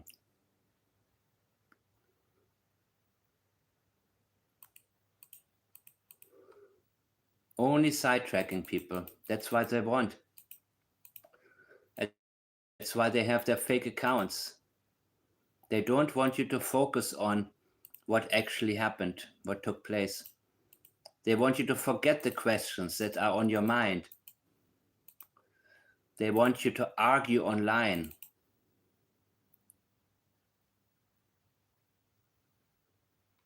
But either way, she said goodbye so many times before. My heart is breaking in front of her. I have no choice. So I won't say goodbye anymore. Okay, Janie, I'm gonna have to listen to your voice. I have to go back there.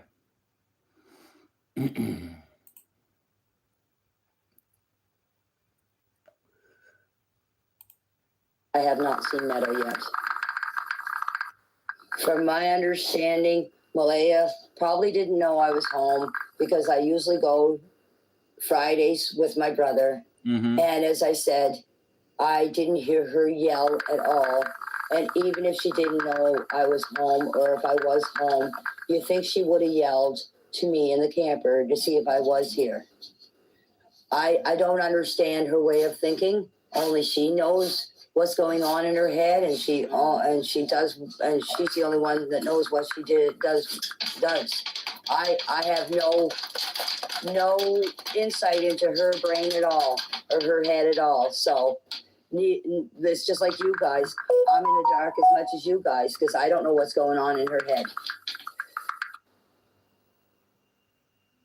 เปิดมุมมองความสำเร็จ Yeah. กว้างยิ่งกว่า Commercial time. TCL C8K Here is the personalized plan of short Tai Chi workouts tailored for beginners over 50. Shut up. How you know how old I am? You never know after me speaking out and pleading for Jack and Lilly. As I said, if Malaya has a heart, she won't do it for the adults. She'll do it for her children. But here's another thing that has got me puzzled and got me very upset is she's fighting tooth and nail for Meadow, but she's not doing anything about Jack and Lilly. She's not on here pleading. She's not on here doing interviews, pleading for the kids to come home. She's not saying anything. She thinks that she should get as much heat as Daniel. But we care about what happened to Jack and Lilly. We already know who Malaya is or who she became. And I believe Belinda when she said she used to be what appeared to be a good mother. But everything changed. Malaya's pattern, she went down, down, down, down, down.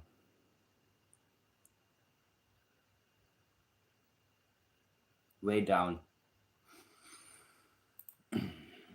So I'll leave it to your guys' imagination to figure out why she's doing what she's doing. Okay, give me a second. I'm not sure what you're talking about at Old Church. There's no Old Church around here. If you're talking about the building up on the top of the hill, it used to be an old community center. And yes, it has been searched. I searched it myself. I walked all the way around it. I told the RCMP and that I had already searched that, and I even searched the little camp that my neighbor has up there. I walked all around that. The RCMP, the searchers, everybody looked this whole area around here. No, I do not take my dog out with me when I go shopping. Actually, what I do is I put my dog stays in the RV, and I lock my RV. So my dog is locked in the RV. The reason why I do that is my dog is kind of if he gets out and he gets out of the fence or anything, my dog likes to go for a little walk. Just probably like most dogs, go for a little walk in the woods, because ever since I had my dog, he's been fenced up, because I got him from a lady in Glasgow, and she had him tied up all the time in town. No. So when I got him, I built a fence. Because your dog is stuck in this trailer with you, listening to your voice all day. The dog wants to be free. The dog wants to be a dog, not a substitute for your failed marriage. Out back so he would have a place to run, and he's been fenced up ever since I got him, because if you have a dog that's tied up all the time and he gets loose or fenced up all the time, of course when they get loose they're going to want to wander for a little while. And he got away one other time on me. Yep, he got away. That's the key. Even here, she knows the dog wants to get away from her. That dog is miserable, people. Miserable. Dogs pick up on energies, and dogs' ears are very sensitive. And if you're a dog and you hear that voice all day long, you need a fucking break. And when you get it, you're in no hurry to come back unless you're starving and nobody else gives you food. And I know this has nothing to do, but this is the way I felt. If this ever happened to anybody, when their animals go missing, this is me especially, I panicked. I ran everywhere hollering for him. Yep, and he didn't want to come back. I believe you. I so believe you, man. That dog would have had fun playing with Jack and Lilly in the yard, but you didn't let him. When he heard Lily's voice, he got excited. He wanted to go out and play, but you didn't let him. You had a problem with Lily, with her voice. I don't think the dog had a problem with Lily at all. He reacted to it. It was a dog being a dog, not a substitute for Earl, who didn't want to listen to you anymore. Your dog has no choice. Poor animal. Ran up and down the road. I even jumped in my car and I went looking for him. And that's a dog. Nope, that's your dog with you. That's a dog. You see, but you see her pattern of normalizing things that are not normal. That I cannot tell you. I did not look at my phone at the time. I just know that after I heard the kids, I dozed off again, and I thought everything. Why? Is that normal? You got up at the time you always get up and you keep dozing off. No, because yes, you told us you were raking, and all night you were raking around. That's why. You woke up probably automatically the same time you always wake up every day to feed your chickens. And then you were up for the day and go to bed at an early time. But that night, you didn't sleep. You see, the pattern is broken. Thing was going well with Daniel and Malaya. With Daniel and Justin. Why? Was there a falling out? Because Justin did cry. And I believe also Justin is one of the people who knows what happened. Or let's say the possibility is very high, in my opinion.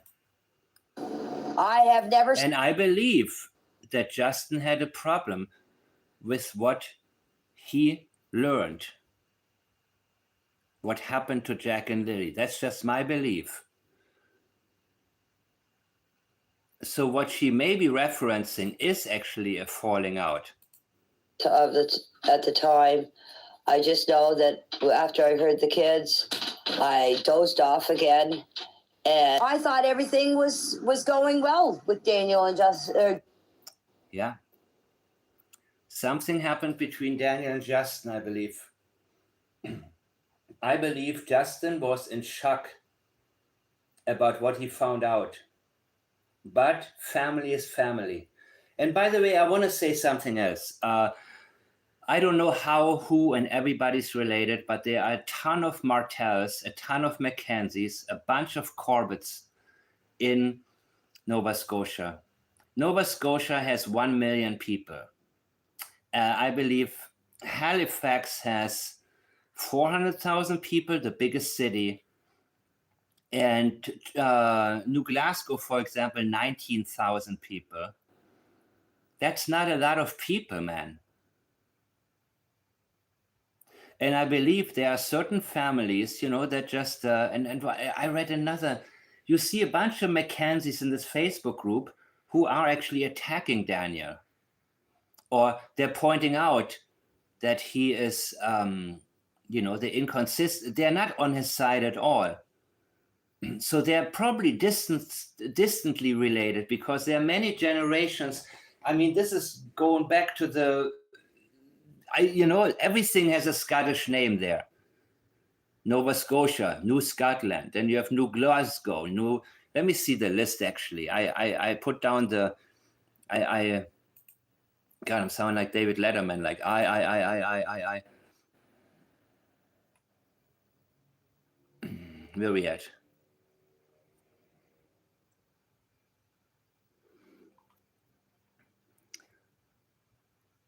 Nova Scotia has, I remember it's 1,048,000 people or something like that. Now this is from 2021. Now it's more. Halifax, Truro, 23,000 people. New Glasgow, 19,000. That's not a lot of people. And you see all this is like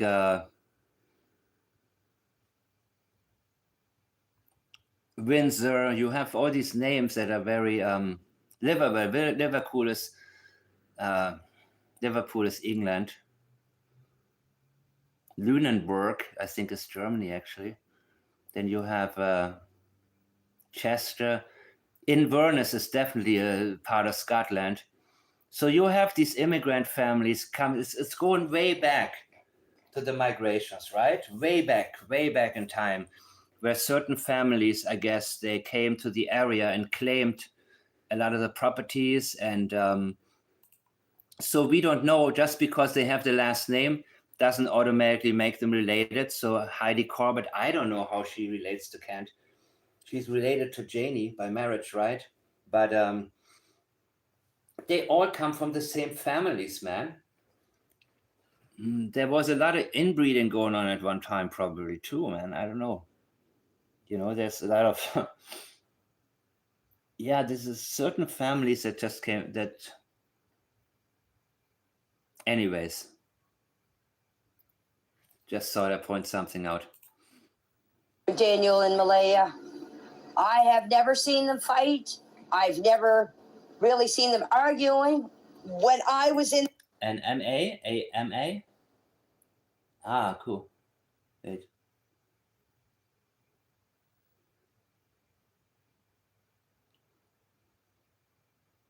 Yeah, it's a very Scottish Irish. No, I guess Scottish, right? Mackenzie would be Scottish or Irish. I would say Scottish. But Scottish and Irish, I mean, these Celtic tribes are very related to each other. there, Scientists at Harvard I don't give a crap. just witnessed something extraordinary. During a routine study of sound frequencies, Shut up. I'm not sure about what happens when I'm not there. As I told the reporters, and I'm telling you guys, I live in the RV, they live in the trailer. I let them have their personal space. They let me have my personal space. The only difference I seen in Malaya that day of the disappearance is when I saw her outside and she was standing there holding Meadow, and I had to ask her what was up, and she told me that Jack and Lilly were missing, and I asked her how long. That's it. That's what she said to you? Jack and Lilly are missing? She didn't say, have you seen Jack or Lilly?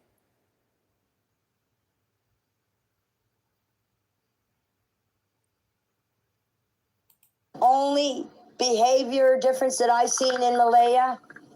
Because these little things we need to notice also. That sounds very definitive. Because if your story is true, I would expect Malaya to knock on your door and ask, and her asking you, have you seen Jack or Lilly? Except for this time that the altercation happened at the end of the driveway, which I have no knowledge about. Oh yeah, sure. Which I have no knowledge about. Okay, yeah, we know. I didn't listen to what I Look at her stuttering now. The flow is interrupted, people. Notice when the flow gets interrupted. This is when you have a sensitive subject. This is sensitivity right here. Never go past it. This is this high level of sensitivity here. That altercation and major avoidance. Avoiding the fact that Daniel was doing rugs in the trailer bathroom, which is what Haley pointed out. You see, notice her pattern right now. Notice how she gets when she's trying to hide something. We now know what she was trying to hide. She was trying to hide the fact that Daniel is the problem. Everything she's trying to do is point towards Malaya to take heed of her son and have her participate in their plan, their original plan, their original script that was done between Janie, Daniel, and Malaya. She's going to be there to receive the cops. Daniel will make it towards the pipeline to search right there. That was the plan. And she left. And now they're stuck. She feels like now all eyes are on her and Daniel. And Malaya should take some of that heat as well.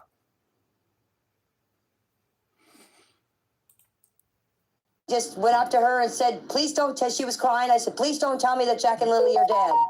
And then, as I said, Haley and her friend, I think it was Shelby, I can't be 100% sure. Cheryl. Started saying stuff. I wasn't in the mood to listen to arguments. Yep, and now we know. You see, now it's easy for us to look back and know what they were saying about Daniel. But you see, this is how she avoids the subject. We learn a lot about her, and that will help us later.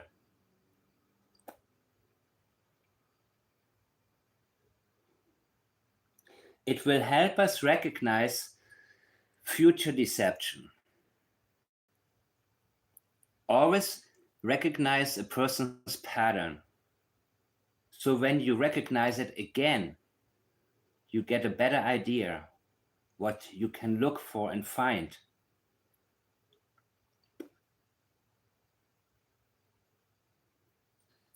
This is avoidance, guys. Major avoidance. She wants to talk about an event, but not the reason for the argument. And she's trying to push it on Haley and Cheryl, but not avoiding to tell us what they had a problem with. And obviously the problem was, Malaya, you need to get away from him. This is it. We are all here It came down to this, that your children are gone. And he's getting high with all of us being there. This is it. And also notice how protective Janie is of Daniel. She should have gone up to him and slapped him around. Say, what the hell are you doing? Throw this crap into the toilet right now. Flush it down. I don't want any more of this in my house. Is she used to people doing it? Was Earl doing it? Has she normalized it so much because so many people around her may have been doing it? I don't know. But it's strange, right, that she was not angry at all at Daniel. And that also goes hand in hand with how protective she is of him.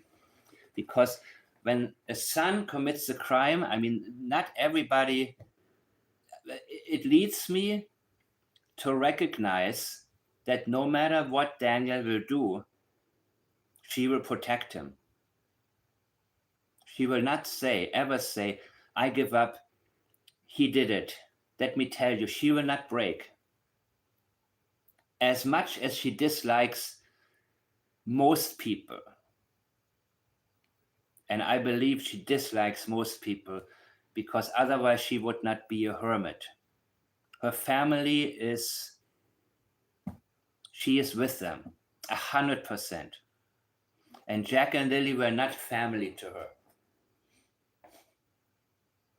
She saw them as intruders. She saw Malaya as an intruder. Of course, Meadow was a different story. That is her granddaughter. But she, this again goes into the category of patterns. I didn't want to fight because whatever was going on had nothing to do with Jack and Lilly. That's when I ordered them off. Uh-oh. Whatever was going on was Daniel getting high in the bathroom. It had nothing to do with Jack and Lilly? That's what you want us to believe? Nothing? We don't know. Because you said Jack was a curious little boy. And Daniel said Jack was out. So I consider the possibility Jack may have gotten into your stash. And I'm not going to repeat it again, but I will. And it came from experiential memory that Malaya may have said, should I call 911? And she said, instinctively, I knew how to call them. But Daniel said, no, let's wait. So I believe there's a possibility Jack could have gotten into the stash. And that's why Lily kept coming into their room to let them know. And Malaya was just on the phone, disinterested. I believe that's possible. It's a possibility, and the language allows it.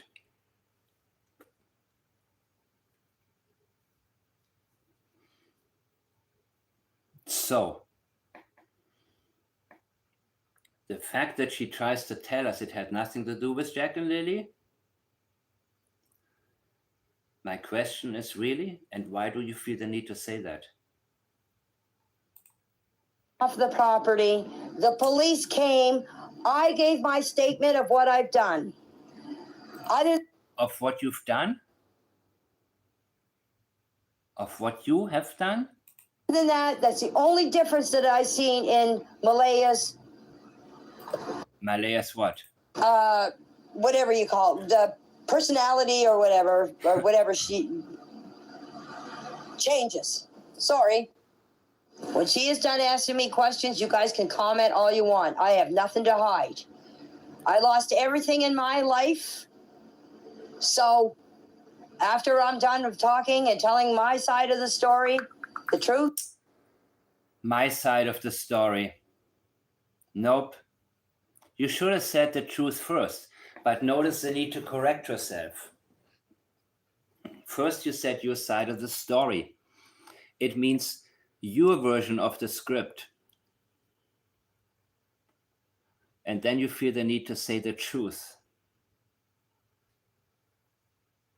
You're stuttering and you're telling us a story. It doesn't flow, people. And you are a wonderful training tool for statement analysis.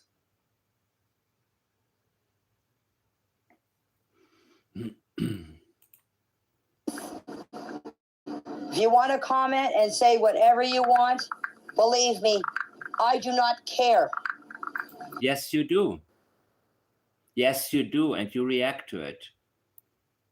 I'm telling you guys, if you don't believe me, that's your problem. That's your decision. That's what you were going to say. That is your decision. A decision. And a decision is something you actively make. You make a decision based on the information at hand. And a decision is a lot more valid than simply a problem or an opinion. It means that you form a thought, and that thought becomes powerful enough to where you make a decision based on it. But she's trying to be dismissive towards that. So she wants to call it your problem. You have a problem. This is the uneducated version of gaslighting.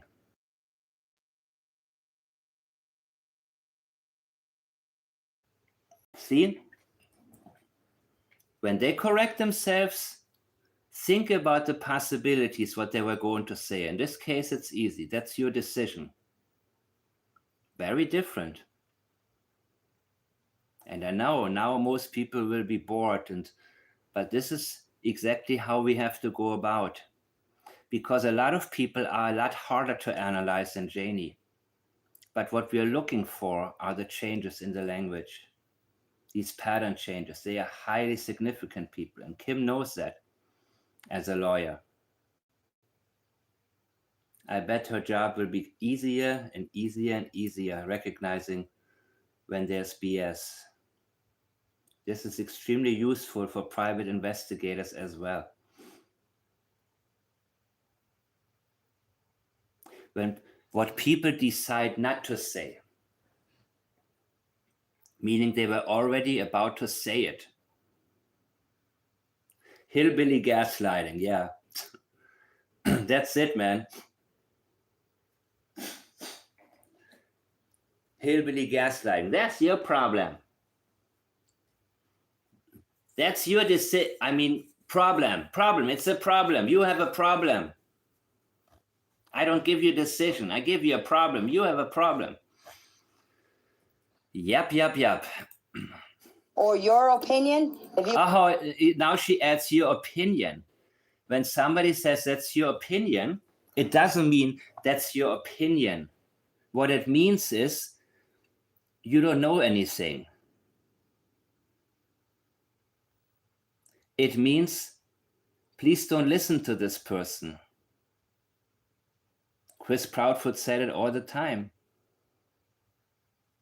When he couldn't answer a question, or when he had nothing to, when he didn't have anything to, it's also a form of avoidance with him. When she knows you're getting too close, but she has nothing to say, that's when she tries to dismiss it. That's your problem. That's your opinion, and that's all it is. You want to give a comment? I am all done with this once I've talked to you guys. Here, be nice in the chat, or I end this conversation right now. The lady that was asking me questions, I wish she continue answering me questions. If not, I am done. Yes, my RV was searched twice on Friday and Sunday morning. As I said in my interview, I might have said Monday morning, but it was Sunday morning. On Friday, I had search and rescue check my trailer. The reason why is this officer Mason was going to come into my trailer, and I said, "There's a dog in there." And she said to me, "If you interfere in our investigation, I will have you removed from the premises." That's all I was saying to her, is there was a dog in there. And the reason why I said that is my dog, this is his property. And as I said, if my brothers or my family come and they knock before they come in here. My dog is not a vicious dog, but it is his property. He knows people that come here. He did not know Officer Mason. And the reason why I said there was a dog in there is so she would not open the door and something happened. So after that incident happened, I got search and rescue. I think his name was Rick, to come. Him and 3 searchers came and searched this trailer. And then I can say they're up-to-date pictures because the day Lily got her hair cut and I went in the day she got it cut, she said, "Look, Granny, look at my new hairdo. Isn't it pretty?" And I got nice bangs. And Jack would come over and say, "I got my hair cut too." And I would say to him, "Yeah, you got your hair cut. It's really short. It looks good." So yes, those are the last 2 pictures on the flyers that are updated. No, I'm sorry. Malaya would be the only one that would have any up-to-date pictures of Jack and Lily. The ones that are on the flyers right now, let me have a look, are actually the up-to-date photos of Jack and Lily. Yeah, you're right. Sun cycle. In Janie's mind, all this talking is setting the record straight. Absolutely. And she is used to communicating with a bunch of idiots. So she thinks she's doing really well. And that's why she freaks out all the time. Because she doesn't understand why there are people who know. Why there are people who see through it.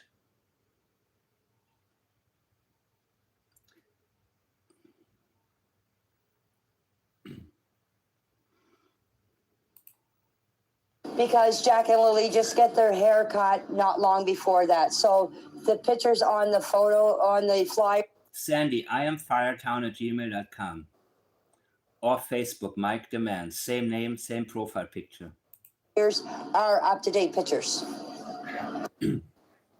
No, I'm sorry. I don't have any pictures of Jack and Lily to share with you. I'm sorry.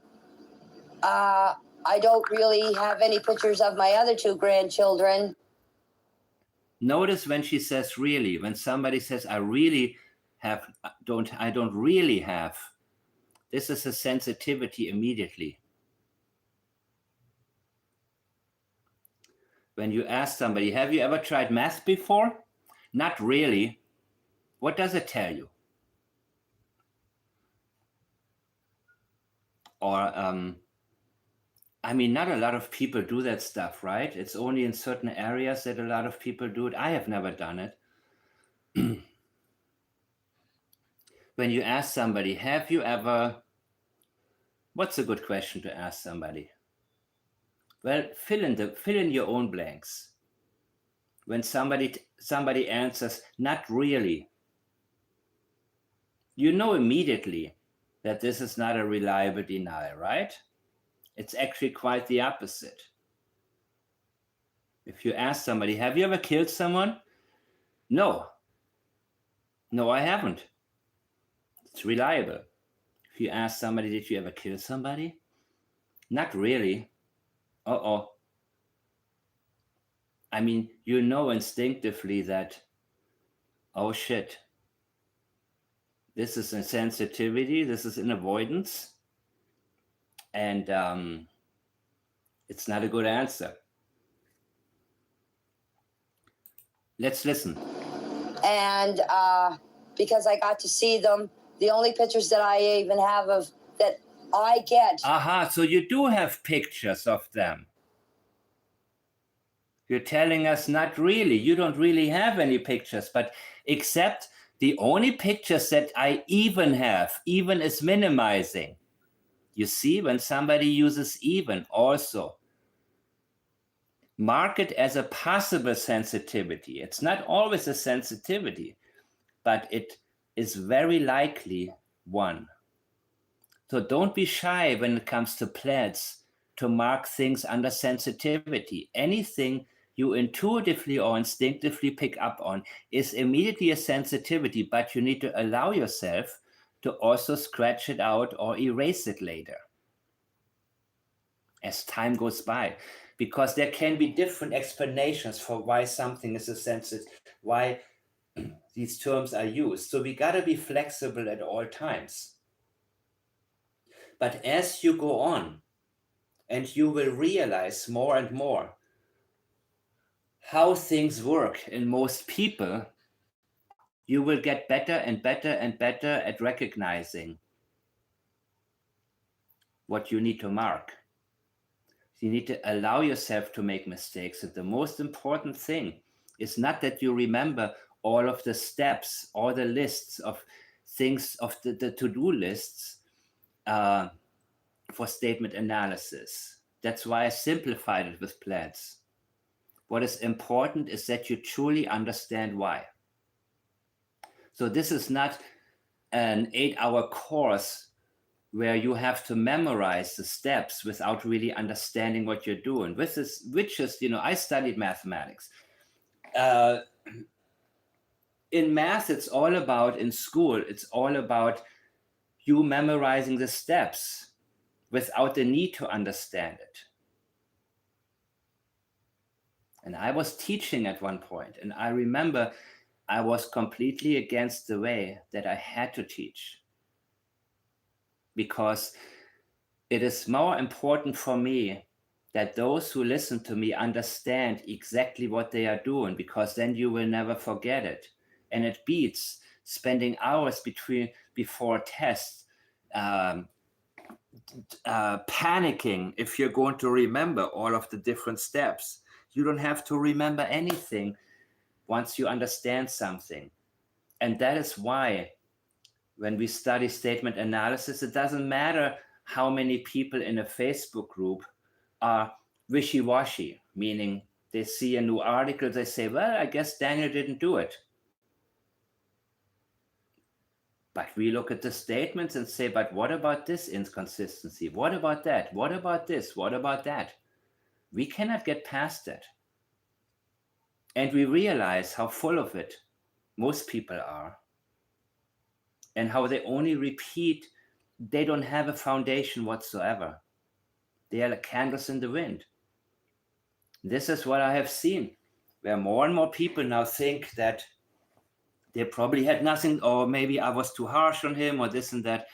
But they didn't understand in the beginning either. They just jumped on a bandwagon.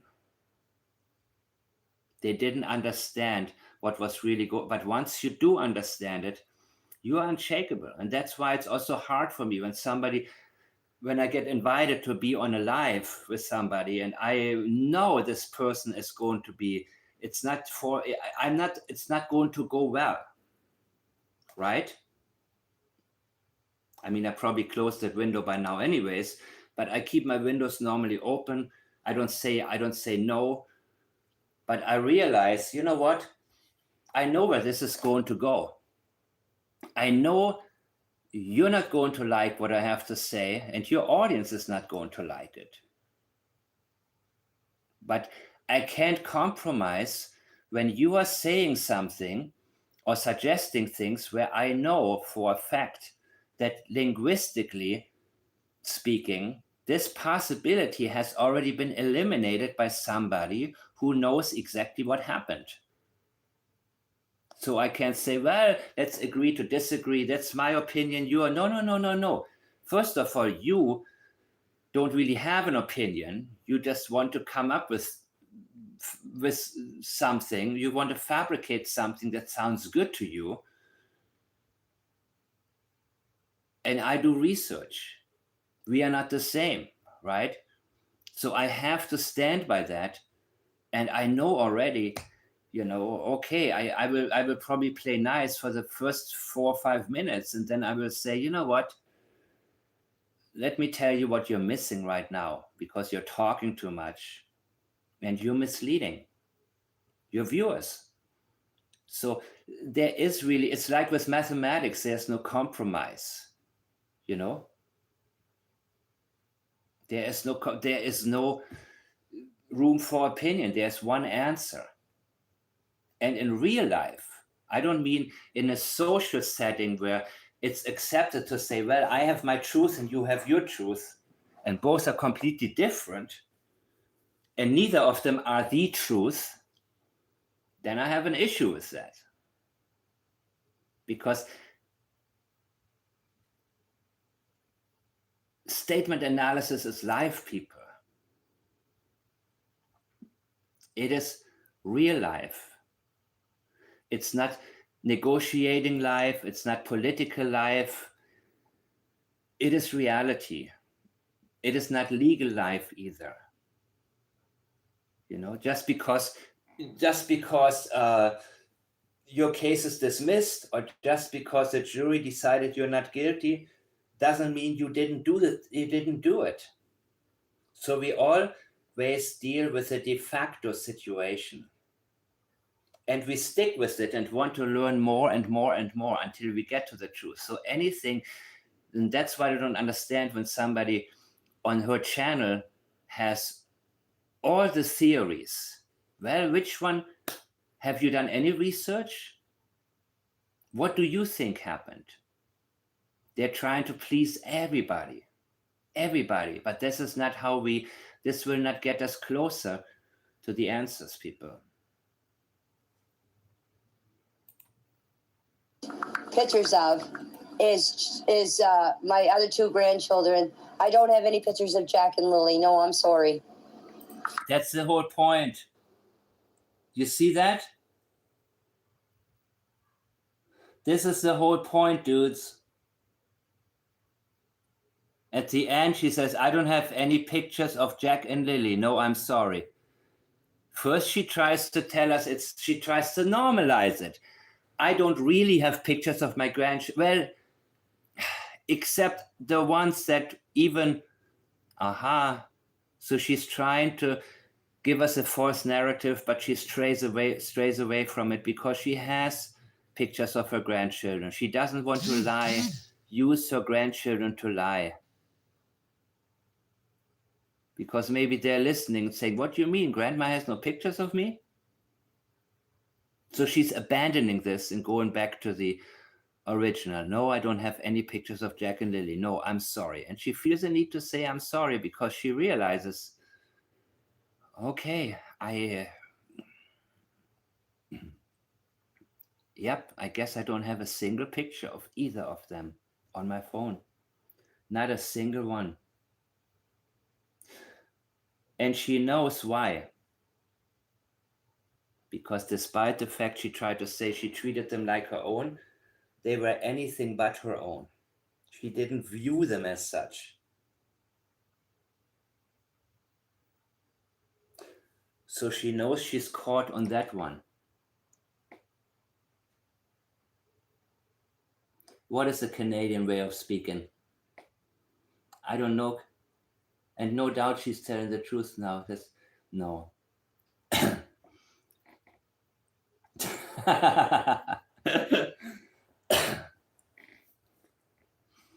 Nope, I know enough Canadians now, trust me. I know. Oh, really? Well, she didn't say sorry before. She tried to normalize it. Want to hear it again?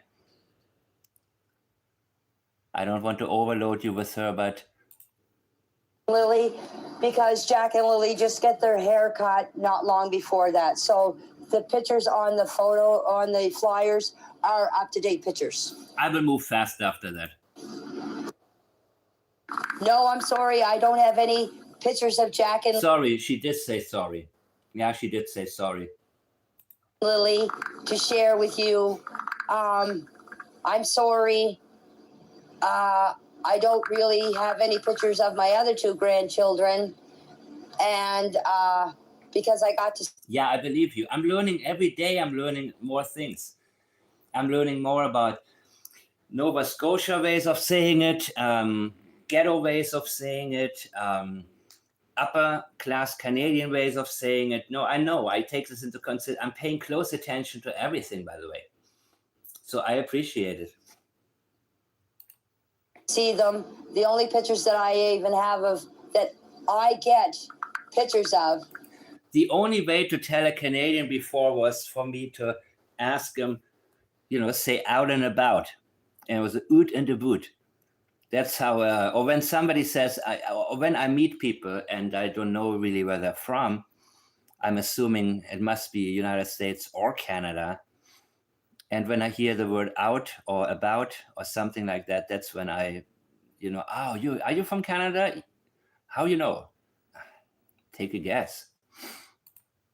Is my other 2 grandchildren. I don't have any pictures of Jack and Lily. No, I'm sorry.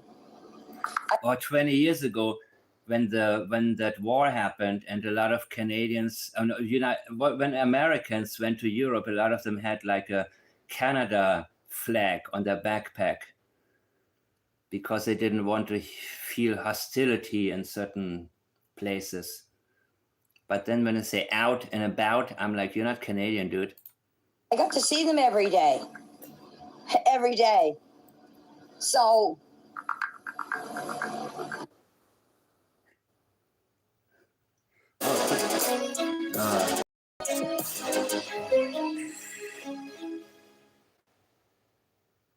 what the hell?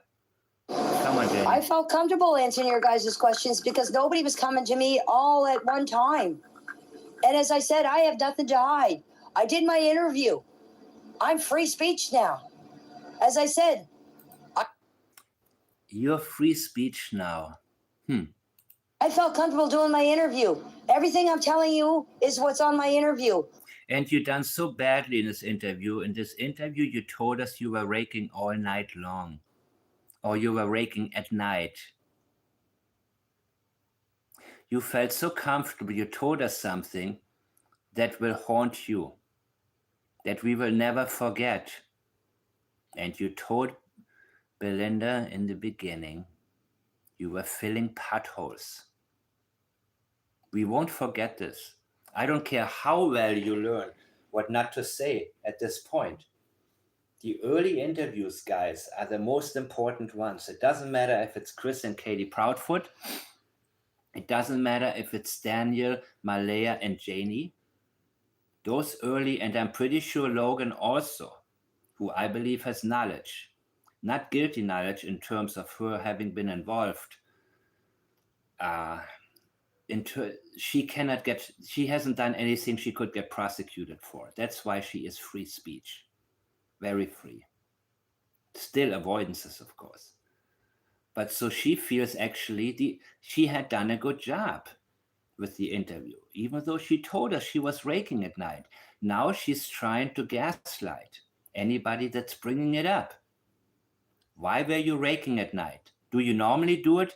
No, not at night. Do you always go right back to bed after you wake up every morning early because you go to bed early? No. But that Friday, you did. You were dead tired. And every Friday you go to town with your brother, except that Friday. So nice try trying to normalize it. We don't care if the newspapers are now saying it's not a criminal case. We don't forget the de facto matters. That's what we're interested in. Just because you don't get prosecuted doesn't mean that we accept something that is not truthful.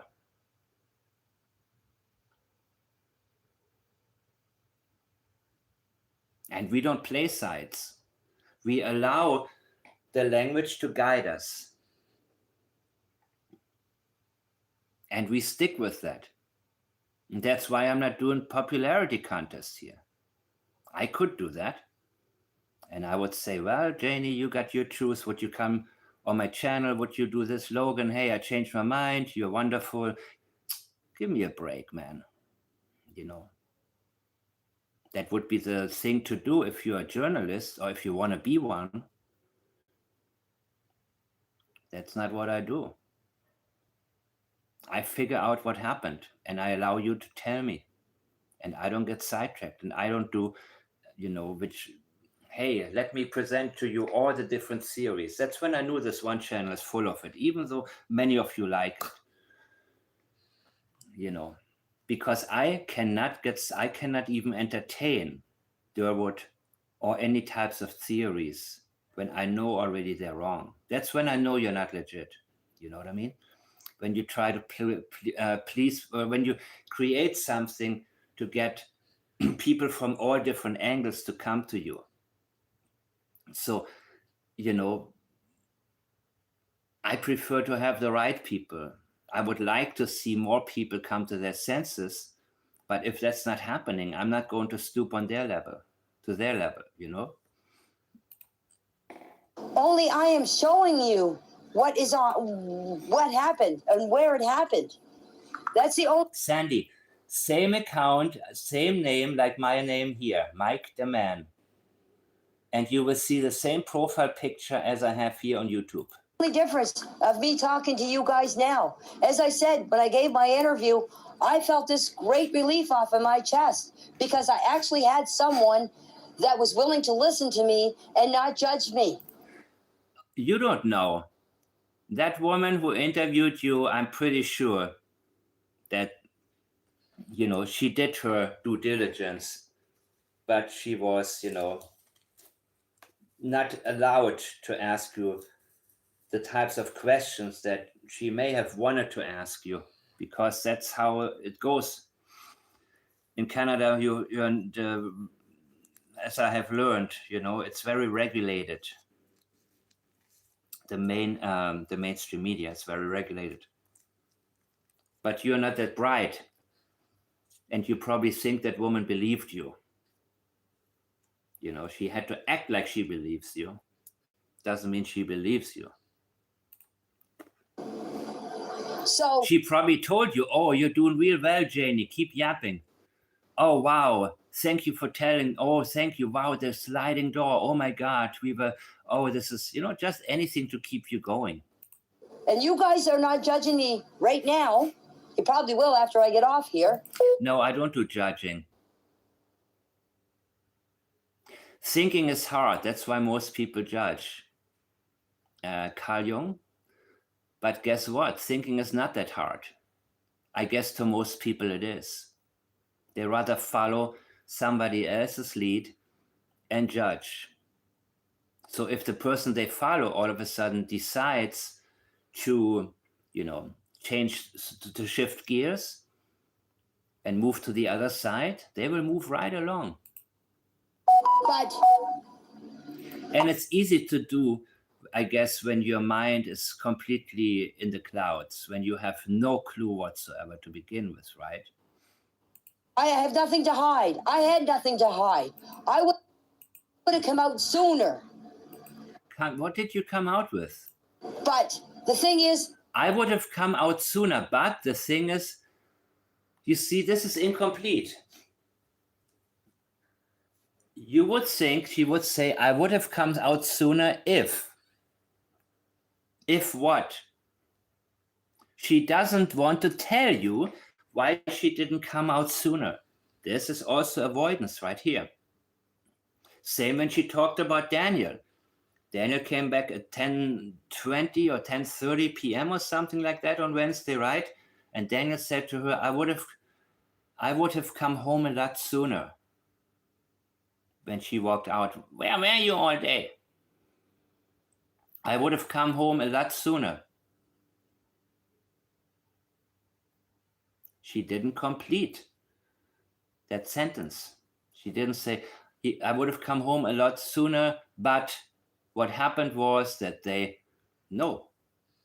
incomplete, but... Is the investigator said, even told Daniel to stay out of the press Stay off. And look at her stuttering now. Remember when she talked about the altercation and didn't want to tell us that it had to do with Daniel's behavior? The same stuttering kicks in right now. So the reason she didn't want to talk, it's not about the investigators. The YouTube talks. And she wanted to speak the whole time, but she knew it would be too dangerous, guys.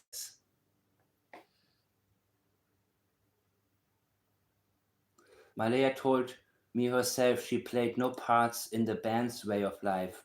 Sorry, I missed the band part. What was the band? Grendel, explain to me, band, what you guys referring to.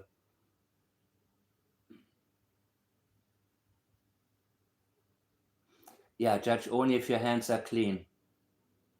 Esther, don't point the fingers until your hands are clean. That's very true, actually.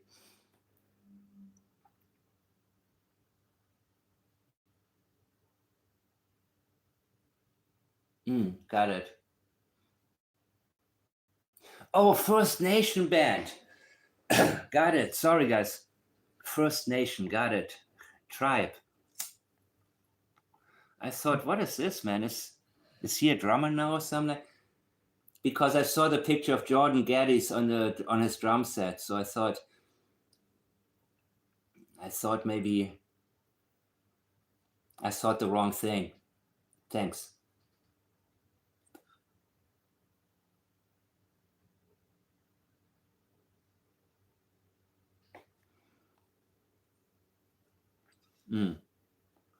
Yeah, I didn't think so. I didn't think that she was interested in those activities until she was in trouble.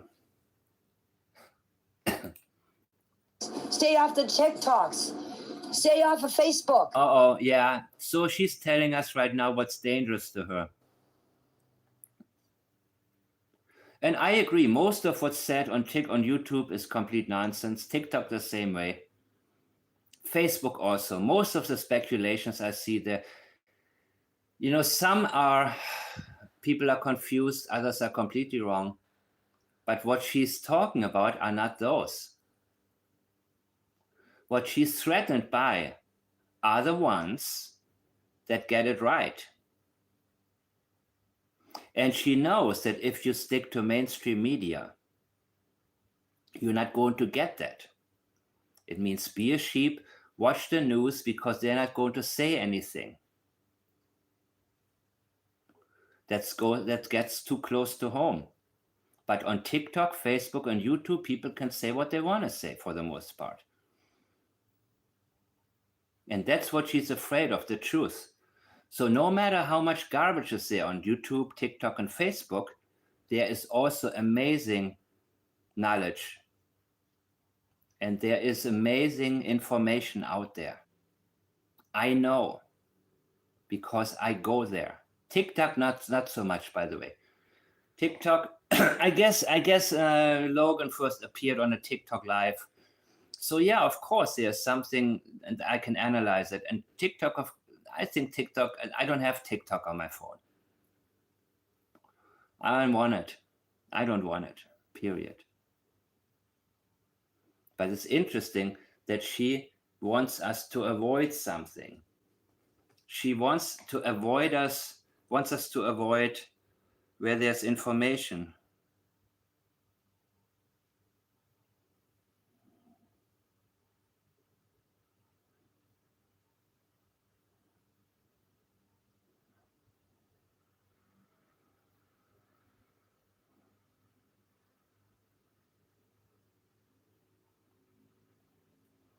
All right. So let's keep going, guys. I'm not that interested in my presentation, by the way. I like the way it is. My focus is on the content. My focus is on getting it right and doing what most people miss. Because it would hurt. But thank you. I will try to do it better. Their investigation. I am so tired. No, it won't hurt the investigation. And that's the whole problem.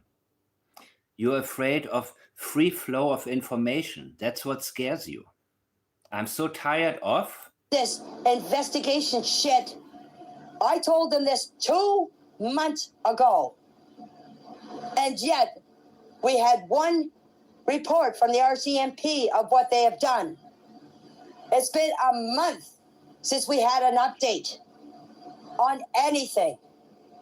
So I just got it in my mind. It's time that I spoke out. And I did. I have no idea where No, don't be sorry for bringing it up. to search. The only thing I can say is keep the flyers going.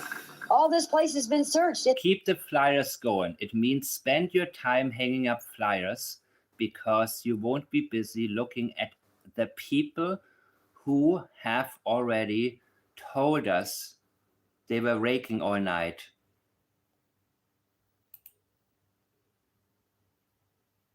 It's been turned upside down, inside out. There's nothing more they can do here. Like, they even checked the septic tank. They checked the well. They checked everywhere. They checked under my tray. Don't try to get information from CPS. Don't try anything. Be busy hanging up flyers. Under the trailer. They had a drone under there. They checked here. They checked everywhere. There's no other place that they could search here. The kids are not here. The only search that you could search is out there in the world. Life is funny sometimes, Kim. God, there can't be that many more questions for you guys to ask me. I told you everything that I know. Like, I mean... Everything, right? Do you want me... Like, I mean. Okay, so when she says, when she goes, like, I mean, that's a qualifier right there. It means what I just told you is probably not true. So I need to clarify it in a different manner that sounds maybe more credible. So it's a form of taking back what she just said to us. Do you want me to tell you what color the sky is today? And again, this is hillbilly gaslighting. By the way, thank you for the term. Hillbilly gaslighting sounds good. Because honestly, I don't even want to call it gaslighting because I feel like it's offensive to the smart gaslighters, the smarter ones. So I cannot even categorize what she's doing as gaslighting. So when you say hillbilly gaslighting, that's actually something I feel more comfortable saying. This is hillbilly gaslighting right here. Do you want me to tell you what the color of the sky is today? It's a form of avoidance also. She doesn't want to get into the question, and so she wants to ridicule the question rather than telling the person, no, this is wrong. No, I didn't do that. Holy crap. Like, how much more can I answer? Like, how many more questions is there? If you don't mind, I would like to just stay like this because I can have a chance to answer your questions. Because if all these guys keep throwing questions at me, I'm going to read them and then I'm just going to get all confused because I'm going to get one question. How can you be confused if all you want to do is tell the truth? That's all you have to say. Look at what I'm doing right now. I'm going from statement to statement to statement to statement. And I analyze it to the best of my ability. And I only analyze it the way it needs to be done. So I don't have to throw out different things and get confused about what I mean. I'm telling you, Janie, what you're actually saying. And if you had really a free flow and were not afraid of your experiential memory leaking, you would be able to go through these questions very quickly. You wouldn't have to think about them because all you would have to do is open your mind or open up or let your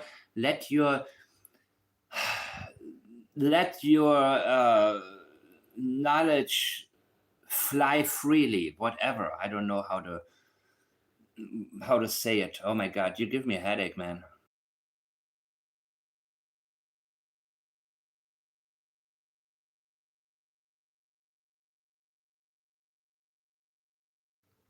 And of course, she's thinking she did really well on Facebook.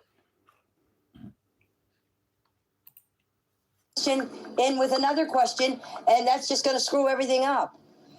If you guys don't want any questions asked this way, that's fine. I'll stop talking. I get all the time in the world. It's not like I have a life anymore. You didn't have a life to begin with. I have not tried contacting the chief. The reason why I would. Now I have not tried contacting the chief, okay? Now she feels the need to give us the reason. And believe me, it's not going to be the real reason. She knows there is no reason to contact the chief because she told us, she leaked within her language. One day Darren came by, her, Daniel, and Darren sat down and they came up with the script. And from then on, they stuck with it, even though she told us that Darren got it wrong sometimes. I don't know why. He got a script wrong. Then she was angry. You know, did Darren have something to drink and forgot, or is he a little bit confused or not? But I don't know. I haven't listened to him, except the few sentences that I caught here and there. So what is your reason? Have not contacted the chief. She will not tell. She probably wouldn't tell me anything like she did. Belinda. Yeah, but still Belinda contacted her and tried something. Because even though Belinda thinks Jack and Lily are no longer with us, the 1 in a billion possibilities was enough for her to reach out. And I'm sure the whole time she thought, this is probably not going to do anything. Later she said, this was a big mistake. It wasn't, Belinda, because that's exactly what I would have done. Because it's easy for me to do this because I didn't know Jack and Lily. But if I was in your shoes, there are a lot of things I would do that, you know, that I think, you know, from my perspective, don't lead anywhere. Because the children, the children are not mine. And I all of a sudden they're not yours, but you treated them like your own. Got it. Did not say the kids were on the reservation. So you did not say the kids are on the reservation, but you support the script that somebody else presents. You see? You see what she's doing here? Darren volunteered to be the fall guy for this story.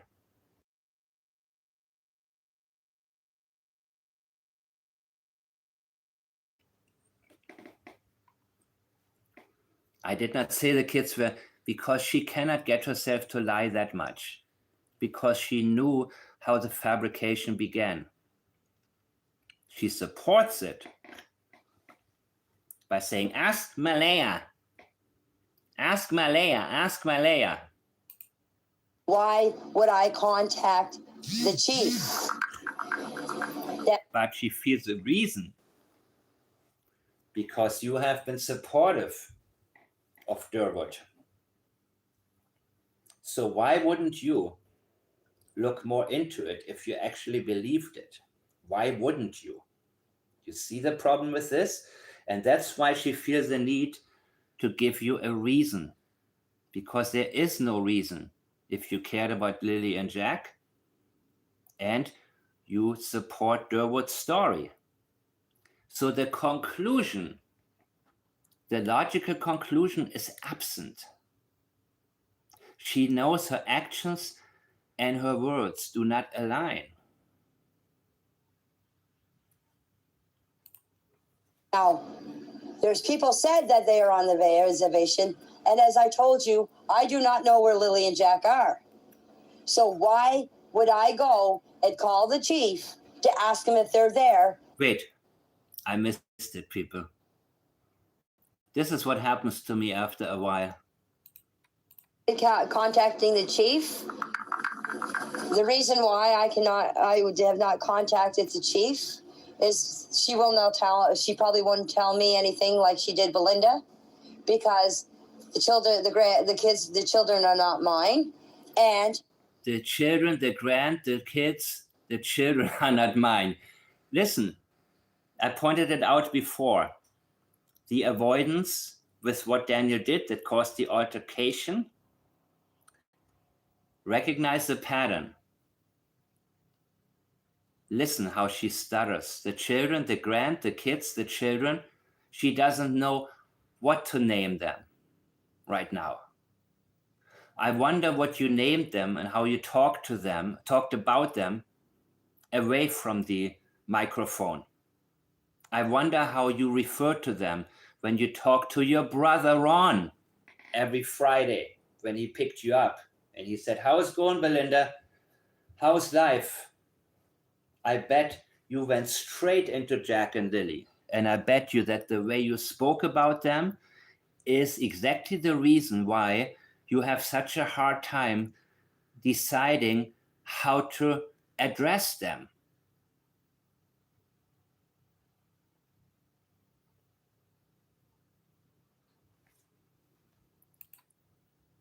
I did not say the kids were on the reservation, so why would I contact the chief? Now, there's people said that they are on the reservation, and as I told you, I do not know where Lily and Jack are. I see. So you don't believe it either because you know they are not there, because you know what happened to them. That's why you cannot commit to the fabrication that you decided to go along with. So why would I go and call the chief to ask them if they're there when I do not know if they are there or not? If you don't know if they're there or not, that would be the reason to call the chief. Because you know they are not there.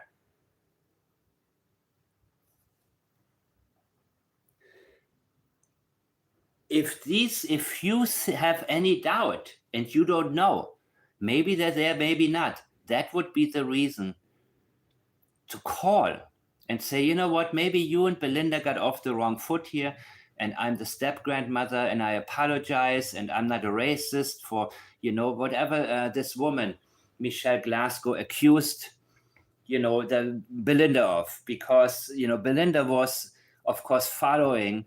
She was trying to eliminate or trying to, verify this. None of this came from her, that fabrication that the kids are on the reservation. So yeah, if you thought they might, if you really thought, then you could have called and said, listen, I want to apologize. I want to say to you, this is a thing that came from somebody else. And we just want to, ask if there's anything that, you know what I mean? But she feels a need to tell us why she's not doing it. It wouldn't be because she knows the story is bogus. That is the avoidance. The avoidance is not wanting to tell you why she knows it makes no sense to call there.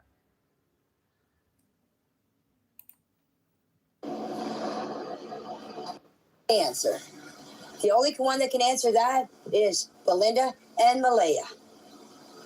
They're the only two that can talk to each other and sort that out. What? Let's listen to this again. Would I contact the chief? Now, there's people said that they are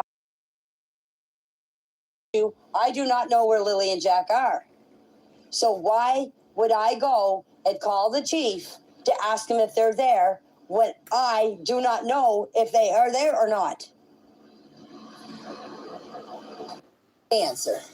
Yeah, and I said from the beginning, don't listen to Durwood. Only sidetracking. The only one that can answer that is Belinda and Malaya. I don't know what she's referring to, but let's figure it out. They're the only two that can talk to each other and sort that out.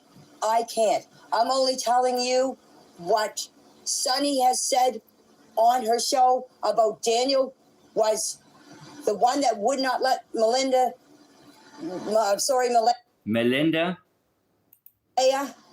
see the kids. As I said, Daniel had no say in who those kids could see and who they couldn't. It was up to Malaya. I'm sorry, I'm saying kids. I should be saying Jack and Lilly. Ah, you see? She has to remind herself to use their names. And maybe, just maybe, I mean, Durwood was in my channel early on. Maybe he caught a couple of things that I said. And back then I already referred to, well, no, that was before Janie ever spoke. But there are people, well, may have been later.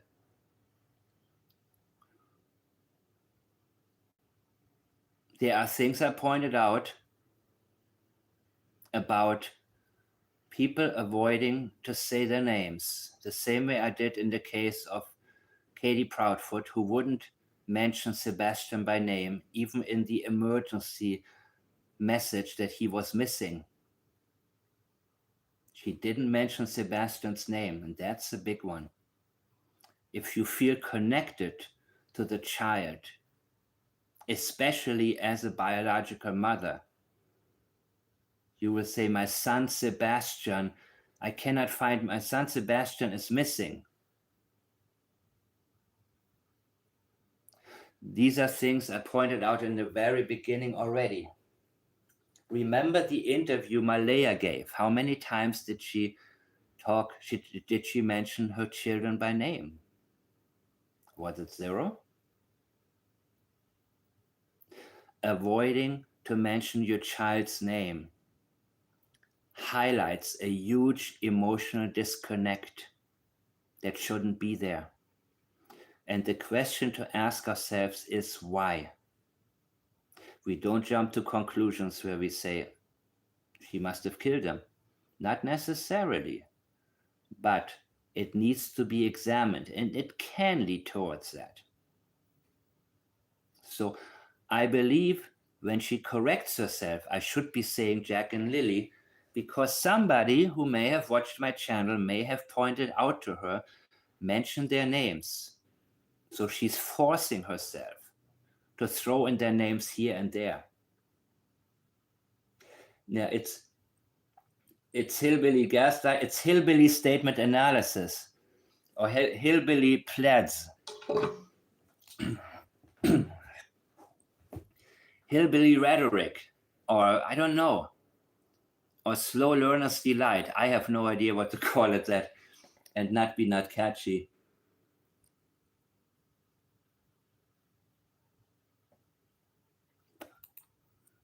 I apologize. You say, okay, if my son was missing or deceased, I would have difficulty saying his name. No, not if he was missing. Deceased, you don't know unless you're in this, but not when the child is missing. Nope. When the child is missing, you don't have grief. You have angst. You have anxiety. You panic. You will scream your son's name. If your son is deceased and you know he's deceased, I don't know. Maybe. Depends on you. But not when your child is missing. There's a huge difference. And Malaya talked about pain and grief. Pain and sorrow. Yes, Malaya knows what happened to them. She knows they're deceased. And that's exactly what Belinda caught early on as well. The fact that she used pain and sorrow and left the property. And remember, I couldn't find the statement, but Janie said on Facebook that the reason she only leaves the house once a week, just in case Jack and Lilly come home. And then she mentions, Malaya left the house. No, Janie, you never leave the property except on Fridays, when you do all your shopping with Brother Ron. Every single Friday, that's what you do, because you're a hermit. But she's trying to make it sound like, look at what I'm doing for Jack and Lilly. I'm staying home for them. Oh my God. Apologize for that.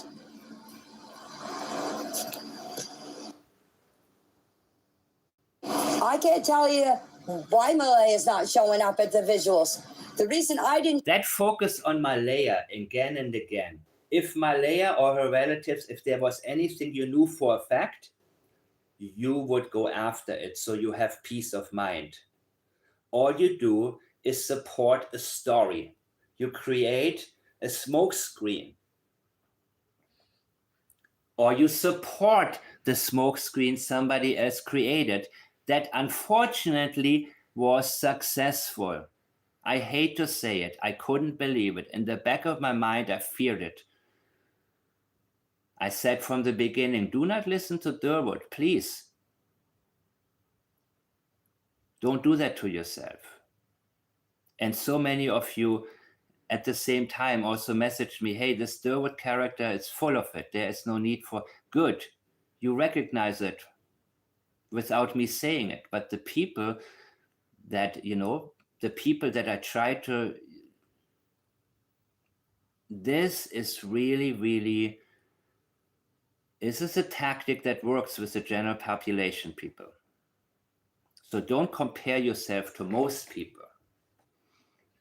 Because most people, and again, that story, that tip from Natasha, that false sighting, all of this together plants seeds in the mind of the general public. show up is I didn't want to be attacked by reporters. I didn't go, but I planned the next one because I got my story out there. I got the truth out there. But I'm not going to an event and be bombarded by reporters. That's why I didn't go to the first one. But I will be going to the second. Oh my God, nobody bombarded anybody there at the vigil. The reason I didn't show up, Belinda, you were there. Did anybody bombard you? is I didn't want to be attacked by reporters.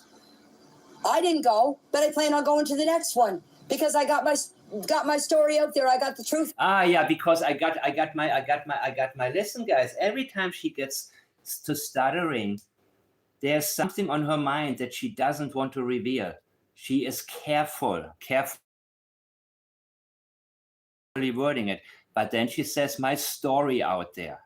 And then after that, she says, I got the truth. But first, she always says, my story. And then she says the truth, because she recognizes within her own language that this was not convincing enough to say my story. Even she, that's hillbilly wisdom. I got my story out there. I got the truth. Out there. But you see how she corrects herself?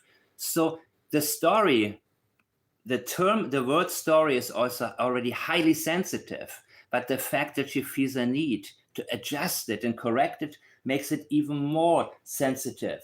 I saw that, Belinda. I saw that on TV. It seemed like a very calm, very respectful environment.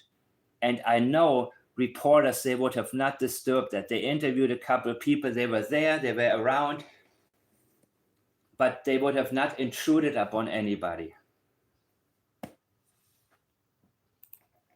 I'm not going to an event and be bombarded by reporters. That's why I didn't go to the first one. No, you were afraid of reporters. You were afraid. Even though they would have left you alone, you had an unreasonable fear. And an unreasonable fear needs to be examined because there is a reason for the fear. It appears unreasonable, but in reality, there was a reason. The thought of anybody asking you anything terrified you. And you felt out of place because there were a lot of people that care about Jack and Lilly, and you cannot relate to them. Because if you would have been there, he was a curious little boy, and all he do is scream, and people would have told you, get the hell out of here with your bad energy. Get out of here. And maybe, just maybe, you would have had to face yourself. Look in the mirror and see the person you really are, rather than projecting your hatred on two little children who never chose to be there in the first place. But that's why, remember, when Katie Proudfoot talked about 6 a.m., Sebastian wasn't, that's when he wasn't there. That's when. And then she says, that's why I didn't go. No. There's also sensitivity here. That is not the reason why she didn't go to the first one. I will be going to the second one. I believe it when I see it. Have you been to any? No. Because I couldn't handle Because? all these reporters coming up to me and me breaking down in a whole bunch of front of people, a whole bunch of people. No, the absence of emotions.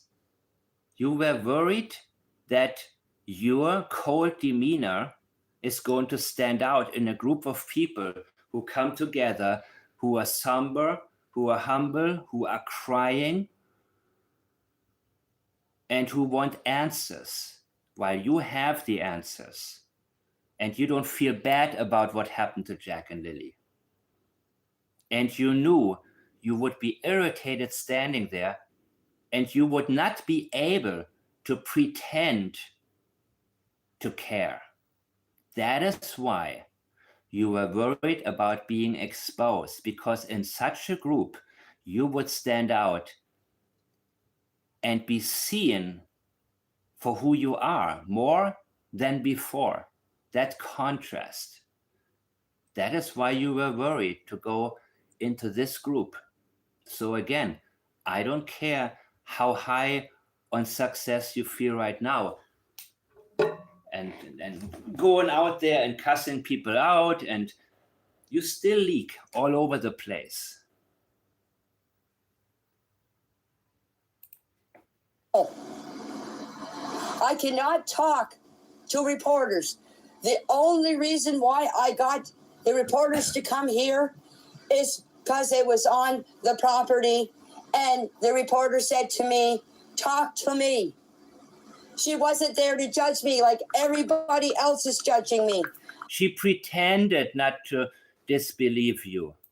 I got my truth of the story out there. My truth of the story. This is a double deceptive.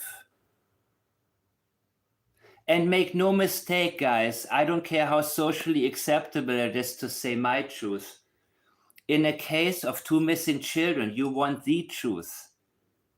But she says my truth of the story. She can't even get her story straight. So she takes ownership. My truth. It means this is my truth. Don't question me further. She knows her story doesn't make any sense. I got my truth of the story out there. We know. I'm not here to lie. That's exactly what you said.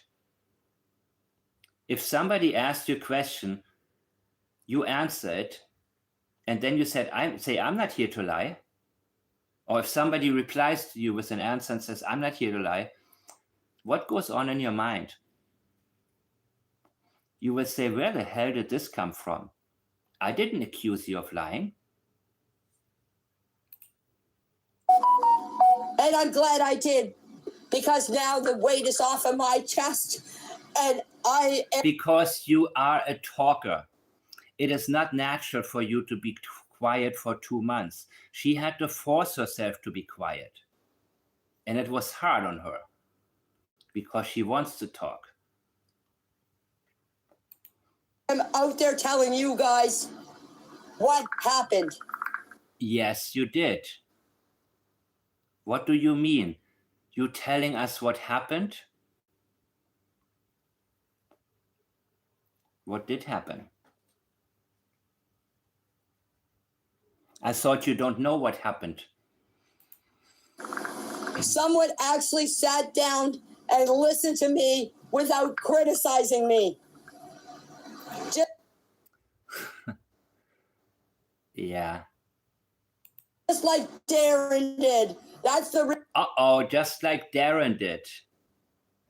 There we go. reason I opened up to Darren, because he did not criticize me. I listened to him. He listened to me. He did not judge me. That's why I opened. Why would somebody judge you? You judge when you have done something, when you're guilty of something, right? I mean, that is the one sense, that is the one area of judging that you would be worried about. Judging, not judging what you have done, but judging you for what you have done. And I believe you. I believe Darren knows a lot, which is the subject of my presentation today. Who knows? And again, I'm sharing my beliefs here. I need to say this is my opinion only. Everybody's innocent until proven guilty in the court of law. You know, I've pointed out, I pointed at a few names. And now there's a difference, of course, between guilty knowledge and knowledge. You know, I mean, I've named, I've named, you know who I've named already.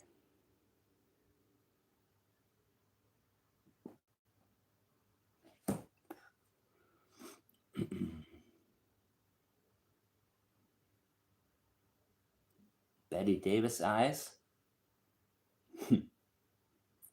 Now I'm getting sidetracked.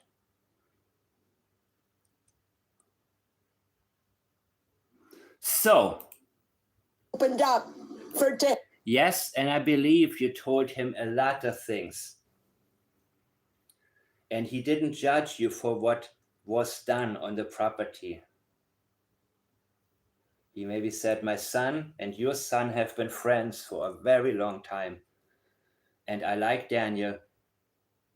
I don't know what he said. Did he say everybody makes mistakes? Shit happens? I have no idea.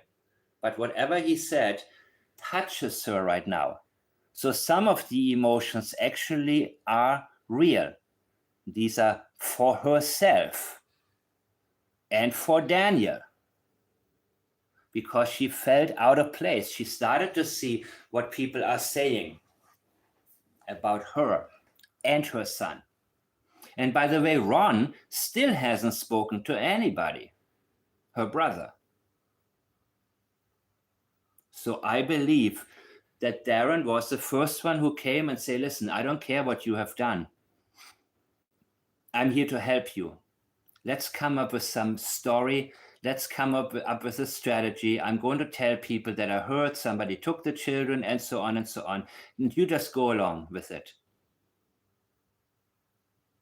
And she cannot linguistically commit to the thought of the children being on the reservation because she knows they're not there. But the fact that somebody came and said, I want to help you, she appreciated it. He put himself out there. He threw himself out there. Again, these people are from a small community and they're not the brightest in the world. They have only a limited skill set when it comes to BSing people. They are probably all used to BSing people a lot. And they're not good at it, but they're good enough for the community in which they reside.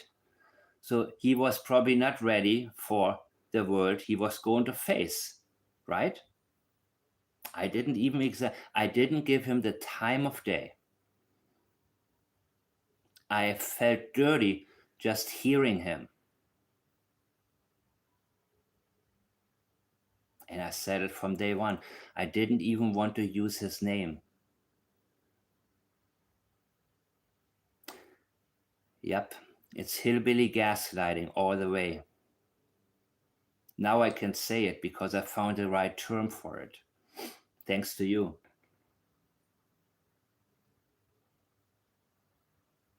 So yes, I will not go on another live where they have the likes of him on. Because I know the audience, the types of people that watch such program wouldn't be the types of people who would get what I'm saying. I want to learn from you the same way you learn from me. And, you know, I done teaching work before.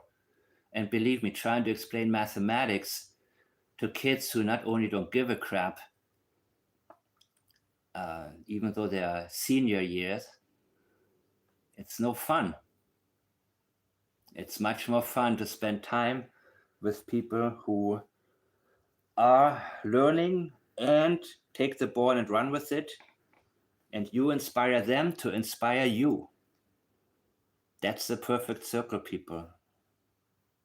And people try to break it. And that's why they don't know how to get to us in my community. Shalom, Daniela. That's how they know, because they see the unity of the right of people learning together. So sometimes they try to come in with the BS in here and try to sidetrack us, but they don't succeed.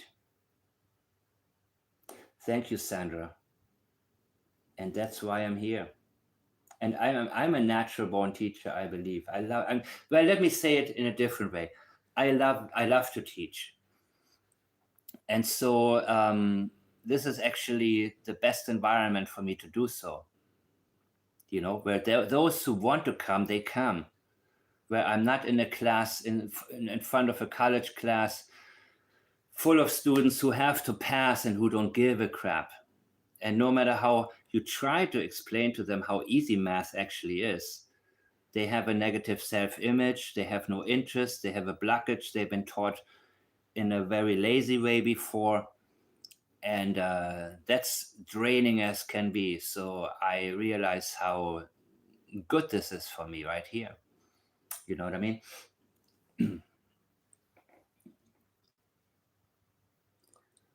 Thank you so much, Grove Cat. Thank you so very much. And it means a lot to me when I go out there and I see how confused people are, you know? But this is how the majority of people, they're candles in the wind. That's why these articles work. That's why Darren's story worked, people, no matter how stupid it sounds. But he planted a seed, and the seed is growing. And now these false tips and so on, all together, add to it. In the back of my mind, I thought, this is so stupid. Nobody will. And then I caught myself and thought, no, I'm actually scared they're going to believe it. So I didn't even want to mention his name. And then I stopped mentioning the channels who have him on. And then I said, I don't want you to send me anything from the channels, because I don't think, because do your due diligence first, you know what I mean? Otherwise, I get 100 emails a day from people saying, you know, watch this channel, he thinks this. No, what do you think? That's what I'm interested in. I'm interested in the individual, not what a group of people think. Groupthink is usually wrong. Groupthink means people are hiding behind a thought or an opinion that's been accepted by the group. And they censor themselves to fit into the group. That means when they have an extra thought of their own, they abandon it. The same in that so-called green team, when all of a sudden they claim Sebastian didn't make it home because there was green hoodie and Katie handed something. No, she didn't. No, she didn't. There's nothing on camera suggesting that. But suddenly they all agreed on a lie, a fabrication from Nick the Hat. You know what I mean? And so I wanted to avoid allowing it to get to this point in the case of Jack and Lilly. And unfortunately, the vast majority, the majority of people, they're gullible enough, and they're loud enough, and they are what you may call useful idiots. Somebody fabricates something, and they spread it, and they believe it. And I also always say, believe what you want, but never share something unless you think there may be something to it. Think by yourself. Think on your own. It doesn't matter if there's a channel and there are 10,000 people who convince each other of the same lie. It's about what you think. And so many of you, it's by nature that you're skeptical. You're not overly skeptical. You're not a dismisser. Blind believers and blind dismissers, by the way, it's the same level, guys. But people who are alert when most people are not, you know? So people call in all kind of tips, guys. And most tips that we receive, or most tips that law enforcement all over the world receives,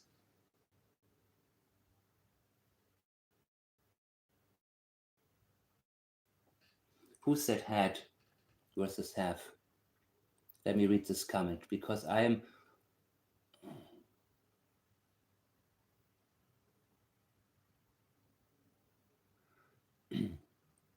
Where was I? I get sidetracked easily, by the way. That's why I need to know what to avoid. You know what I mean? That's why I avoid certain channels. But anyhow, let me get back to the crow. Him for the first time in 2 months. Yes, I believe these are real emotions. But again, they're only for herself. For herself. Jack and Lilly, not even on her radar. At all. She doesn't get it. She doesn't understand why people care about them. She doesn't. That is so similar to Chris Proudfoot. All he tried to tell us is how horrible Sebastian was. Because he tries to convince us that we wouldn't like him if we met him. And we shouldn't care about him. They can't understand why somebody he wanted to get rid of for so long gets so much attention from so many people. So he's trying to get you to see Sebastian through his own eyes. And Janie, to some extent, did the same exact thing.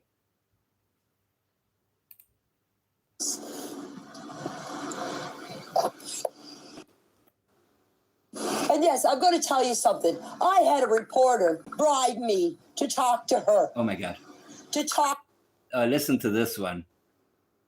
I had a reporter bribe me to talk to her. Okay, what did she offer you? $10,000? No. Talk to her. She bribed me with cigarettes and dog treats. And oh my God. You're a cheap woman. You're a cheap bride. Holy shit. Thank you, Julia. Holy crap. Is that all it takes? What else? Did she give you glass pearls? Or candy? Or sugar? What? Cigarettes and dog treats. And let me guess, you fell for it. Let me guess, you said something that you regret saying. So you're blaming her? No, she did. She brought a little gift. People do that. Hey, I know. But by the way, good reporter. She knows Janie smokes and she loves her dog. And that's the way to her heart. Somebody cares about me and I was going to say person, and the living being, the dog that I care. That's really all I got to listen to me anymore. And she felt validated. You know what I mean? Bribed with, and I saw these titles in videos all the time. I think A Balance may have even had a title like bribed with dog treats and yeah, dog treats for her and smokes for the dog. No, I don't think. I've seen monkeys smoke on video, but not dogs. No, you didn't say that. I'm saying that. Man. she even bribes someone else with a case of beer. She even bribed someone else with a case of beer. Was it your brother? Whom did she bribe? She doesn't want to tell us whom. Because then I would know immediately that this person said something he shouldn't have said. Otherwise, you wouldn't call it a bribe. You would say this was an interview that went really, really well. But somebody got tricked, somebody else. That's also avoidance. Somebody else got tricked into saying more than he should have said. Who was it? It is somebody who knows something. A lot of people, in my opinion, know a lot of things, but they're not talking. And that's what the problem here is. And you see them come together and now recruiting more and more people to go along with their lies. But this is a huge sensitivity here. Because who cares if somebody speaks, if you're speaking the truth? Somebody said something they were not supposed to say. And that shows just how much not only you, but people around you are hiding. Just so she could get a story. Now, you wanted me to talk to reporters like that? No. What? Who cares? I will talk to reporters if I have nothing to hide. And I don't have a dog, but if you... Yeah, cigarettes, I don't want to smoke anymore, man. God, I would say, oh, screw you. What? Okay, I take them. But it wouldn't change the way I wouldn't answer any different because of cigarettes or because of a case of beer. Yeah, maybe the person was bribed with a case of beer, whoever it was, and then he immediately opened one of them and started drinking. And then he felt a little relaxed.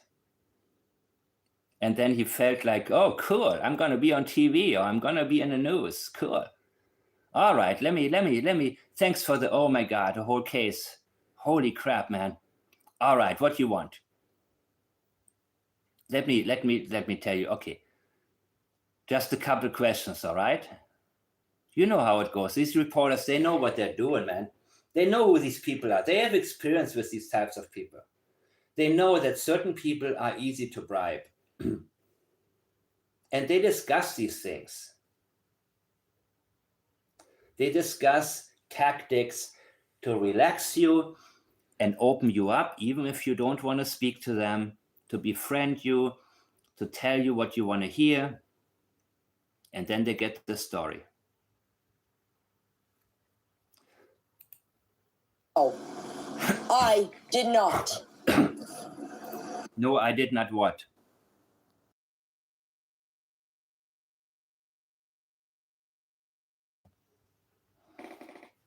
I did not what?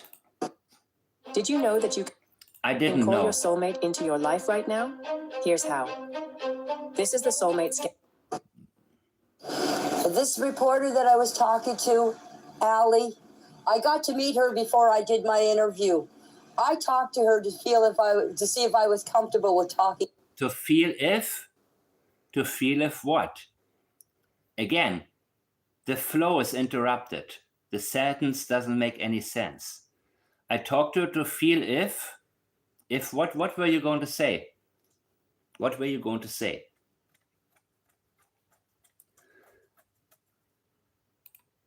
To her, and I did feel comfortable talking to her, so that's why If I could be as her, if I could feel like I can be as her and have my way and not be asked anything that I need to avoid. did the interview with her.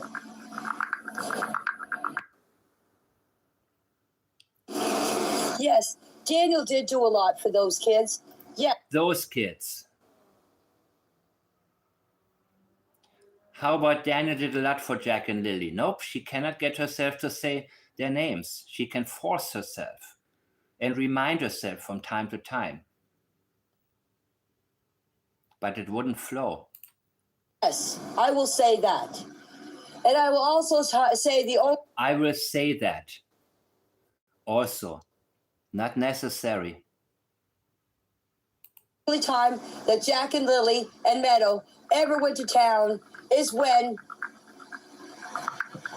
Daniel was with them because Malaya couldn't handle all 3 kids.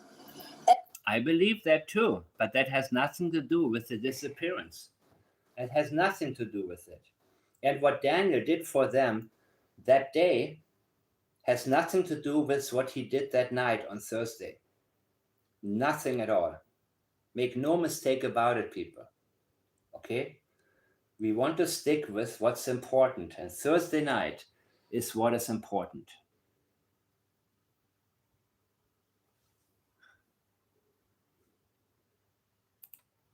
And I'll tell you something else. For the last 2 years, I observed those kids in my backyard. I observed those kids in my backyard. Observed. She stood there watching them from a distance, an emotional distance, not interacting with them. Observe. A critical observation. Like they were a study. Not 2 young human beings. And the only time that Malaya went out with those kids is when she took Meadow out. And when she took Meadow out, that's all she would do was take her over to see the chickens. I have never seen I have never seen Malaya push those kids down on the swing. Push those kids down. That is also leakage, I believe. Who knows how she treated them when nobody was around? And I'm talking about Janie. Pushing them down is on her mind. Did Daniel push them down when he got angry with them? Or even watch them go down the slide. Again, go down. Going down is on her mind, people. She saw them go down, be it that night, going down, or having been pushed down, having been punished, Daniel losing his cool and aggressively acting towards them. She has seen that. These are not fun. You don't say push them down on the swing. You push them up. But she's thinking about down. Did you push so hard they went down? Did you push them down when you were angry? Jack had a very angry look on him, very serious for such a young boy. And I believe he went through a lot of abuse.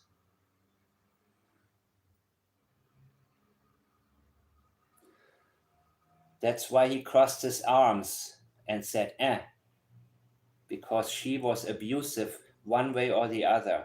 If she didn't hit him, it was in a different way. It was yelling. Maybe she pushed him. She said, I threw snowballs at them. She didn't say I had a snowball fight with them. I threw snowballs at them. Her language introduces aggressive actions towards the kids. Pick up on that. That's why I believe that Jack had such a serious look on his face. And that's why I believe Jack was immediately defensive with her. Probably as soon as he saw her or heard her voice, his whole mind changed. And he knew what was coming. And she complained to Daniel and talked about the kids. And Daniel snapped. And that's, by the way, a very light way to put it.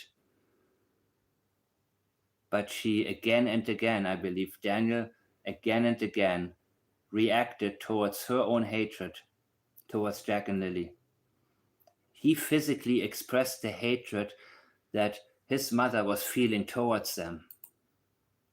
I've never seen her out there playing with the kids. In the wintertime, I would go out and throw snowballs at them. At them. Not with them, at them. That's her state of mind towards the kids. Build snowmans with them. Build and slowly with them. A What? What? tall snowbank for them to go sledding in.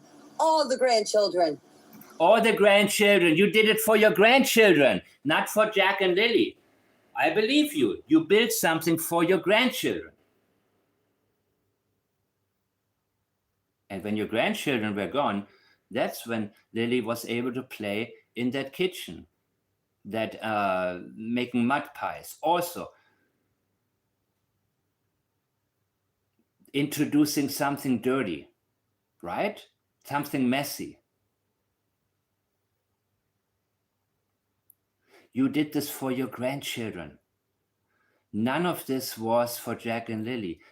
Sure, Jack and Lily were there and they also played on it. But you didn't do it for them.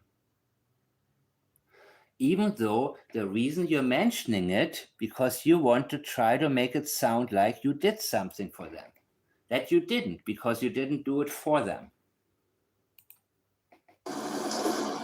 And I would try to go coasting with them, but I had people message me because of Michelle, and I really don't care. Yeah, Belinda has other things to worry about. I agree. She never stated that to RCMP either. Let me read up what you're talking about or referring to. I need some coffee, guys. I'll be right back. I will let you listen to Janie, and I come right back. She never stated that to. I will read up. some medical problems. I couldn't really go coasting with them, but I would push them down the hill in the sleigh. I would play snowballs with them. I'd build snowmans with them. I never seen Malaya ever do that with them. When she was out watching them coast. I just caught this. Push them down. Again, she's pushing them down the hill. Again. This is not a coincidence, guys. A coincidence. This is major leakage right now. The pushing down. Again and again, she talks about pushing down, even when it makes no sense. Pushing them down on the swing. There is no coincidence, guys. Oh, I can't leave now. She was pulling Meadow around in the sleigh. When she was out watching them, wait, let me hear this crap again. Sorry, guys. Snowballs at them. Build snowmans with them. Build Stutter. a tall snowbank for them to go sledding in. All the grandchildren. And I would try to go coasting with them, but I have some medical problems. Yeah, you have only problems. I couldn't really go coasting with them, but I would push them down the hill in this. Yep, always pushing down. No, I believe that, yeah, she may have pushed him down when she got angry. Maybe she didn't hit them in the face like Daniel, in my opinion, but this indicates violence towards them. Throwing snowballs at them and pushing them. 3 references to pushing them down.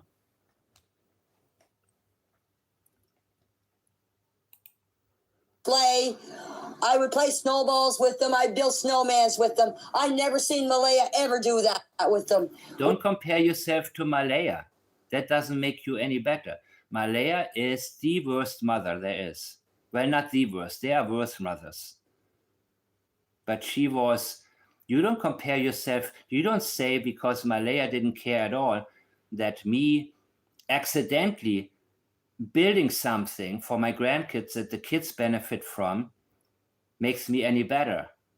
The need to compare herself to Malaya, who allowed the abuse for 2 years, who covered up for Daniel, getting high, living in this terrible mess, probably lying to CPS again and again to get them off their back, of all of that. And this is whom you want to compare yourself to? You wouldn't compare yourself to somebody like that. You would say she is a horrible mother, but that is not the standard. I want to be as good as I can for the kids.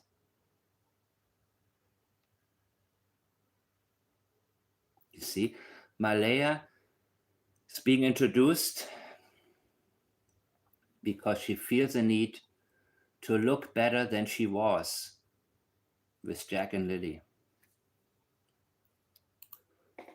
She was out watching them coast. She was pulling Meadow around in the sleigh. After Meadow was born, yes, Meadow got all the attention. I seen that with my own two eyes. Yes. Jack and Lilly were sort of put on the back burner. Yes. I believe that too. But that's also because Daniel cared about Meadow and didn't care about Jack and Lilly. That has a lot to do with that as well. As long as you cared about Meadow, you had Daniel's approval. If you spend time with Jack and Lilly, Daniel may have had a problem with that. I've never seen when I would go in there after school, I would never see Malaya sit down and do their homework with them. I believe that, but that's not the norm, you dumbass.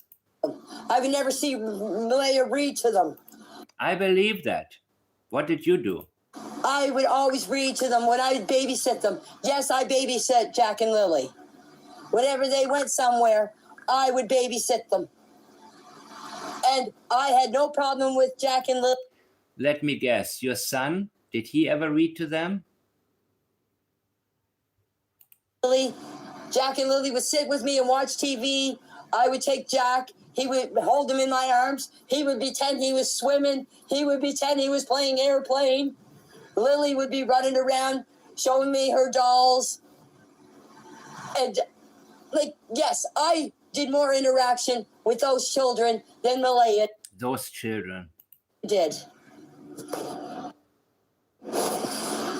as I was saying, if you have to call their mother to tell them that Jack has no boots on or Jack has no coat on, and if she spoke... Interesting, right? Because they supposedly left with no coat on. And Daniel said, pink boots for Lily, blue boots for Jack. That's what came to her mind, the boots and the coat. Supposed to be watching them all the time. That's a bunch of bull crap. Because I would even watch my other two grandchildren when they were out in the yard, and I would always keep an eye on them when they were in the yard. And I was always yelling for them, where are you guys? Yelling. Are you guys? Okay. And the only time those kids really got outside is when she was putting Meadow down for her nap. And when she would put Meadow down for her nap, she would go down for a nap too with Meadow.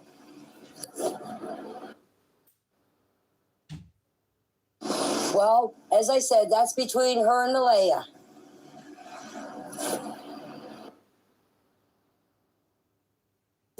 อ้าวพายบ้านสำเร็จรูป2ชั้น60วันพร้อมระดับการใช้ชีวิตให้เหนือลิมิตเดิมของบ้านโมดูล่าสบายตาและสบายการอยู่อาศัยด้วยดับเบิลสเปซใหญ่ในด้านสูง5เมตรโปร่งโล่งพร้อมรับ Here we go. Well, let's start with Jack. Jack was a curious little boy. And this is a very critical part, people. Jack was a curious little boy. This is very important.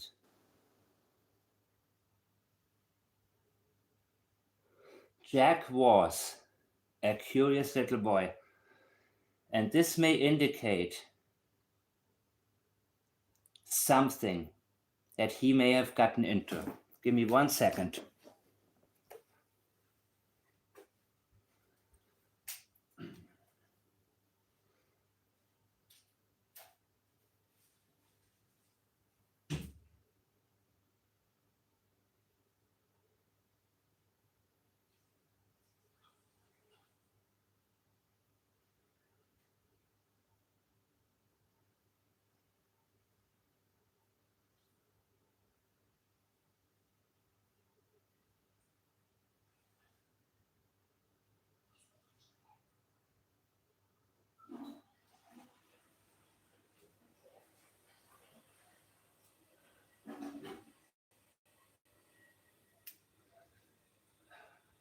I need some coffee, guys. This is really, really longer than I thought. Thank you for watching, by the way. Thank you if you're still here. I'll be right back.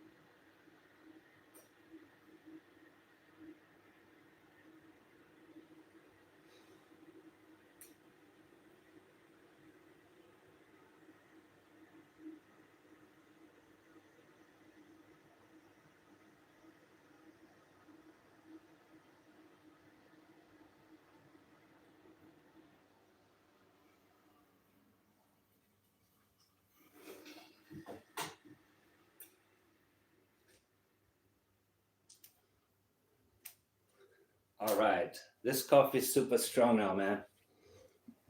Okay.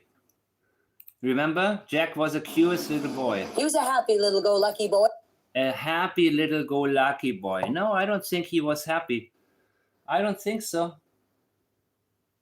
Hey, Because Malaya said they were go lucky children, go lucky.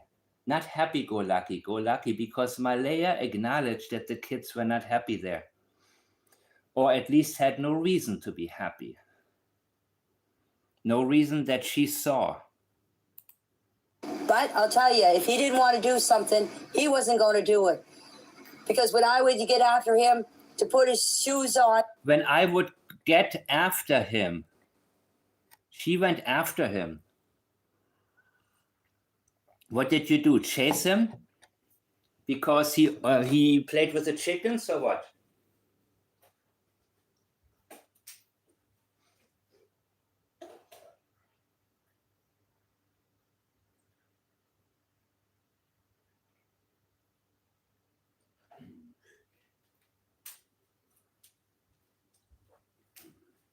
You see, she, in her mind, normalized her behavior towards Jack and Lilly. And this is very aggressive language she is using, guys. Make no mistake about this. 3 times pushing them down. Now she says, I would get after them. And then she says to put his shoes on. Okay. and when he was running around his Stuttering. We know what that means. In and when he was running. bare feet, I would say, Jack, put your shoes on. I've said this.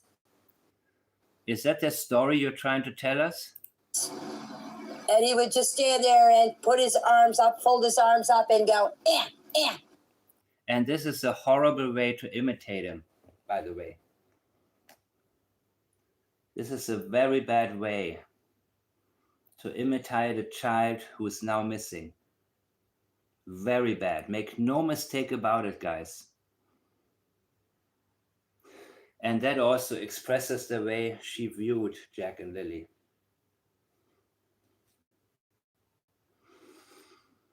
Yeah, this boy was sick of her.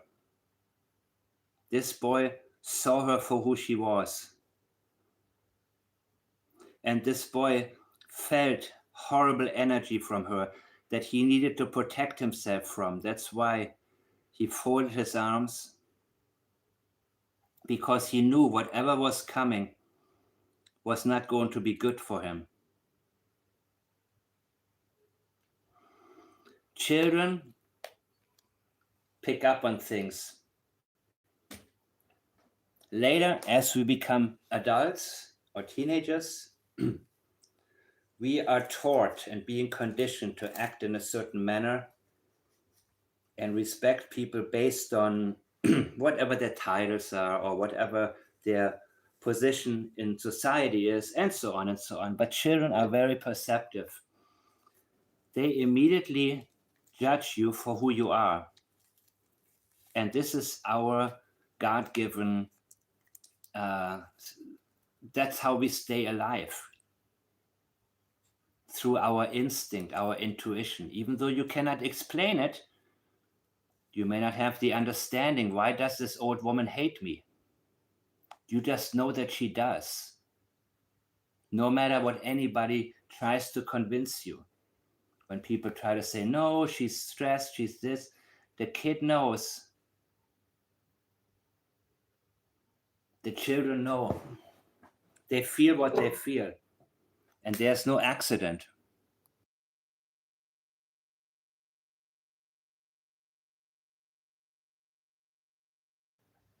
So, Yeah. And that's again, look at what she does. Hear this, and I believe that's probably what set Belinda off immediately when she realized, when she heard this the first time, that's when she, that impacted her. He was a happy little go-lucky boy. But I'll tell you, if he didn't want to do something, he wasn't going to do it. Because when I would get after him to put his shoes on, and when he was running around his bare feet, I would say, Jack, put your shoes on. I've said this. And he would just stand there and put his arms up, fold his arms up, and go, eh. And that's all I would get out of him. Other than that, I don't care what the media reports. This is not, we're not going to forget this, Janie. he was a curious little boy. That's all he would do all day. When he was outside, was sit and turn boards over or rocks over, looking for bugs and work. That's not all he was doing. But that's all you want us to know about him. Worms. I had my granddaughter down digging worms for the chickens. And he would come down there and he would grab every worm that he could see. And when it would come time to go feed the chickens, he goes, no, they were my friends. I'm keeping them. Everything is about negative. Everything is negative. Not one thing. Jack was smart. Jack was active. He was very cute, very awake. Nothing.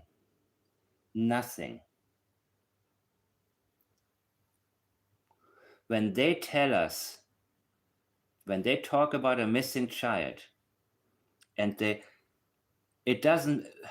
telling you, I think I'm fading out now, guys. Making noises like an animal. I mean, that's how she wants to portray him. I'd rather be friends with the worm too than Janie. I agree. Holy crap, man. Yeah, I believe you, Belinda. I know you feel like, I know. You see, and that's why you're so important, Belinda. That's why it's important that people see the children for who they are, not for how they had to survive in this horrible environment that they should have been taken out of a very long time ago. And that you posted all of these 50 pictures that you had of them, that you kept over the years. It's very important. But what's happening to me right now is the same thing that happened when I did a reaction video to Chris Proudfoot. That after a while I was like, I can't do it right now. I will keep going with this. This is a very long video. So when I make a live, you see, and now it all comes together more and more. And I appreciate more than anything the people who go out there.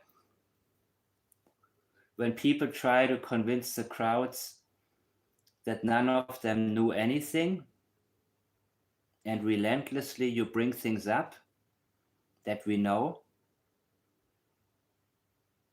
and it doesn't matter what groups form or what the group thinks demands. That's why I examine people, by the way.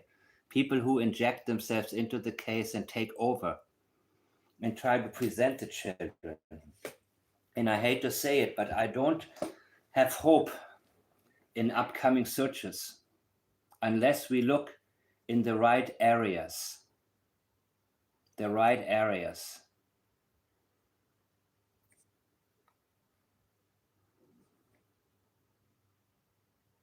You know?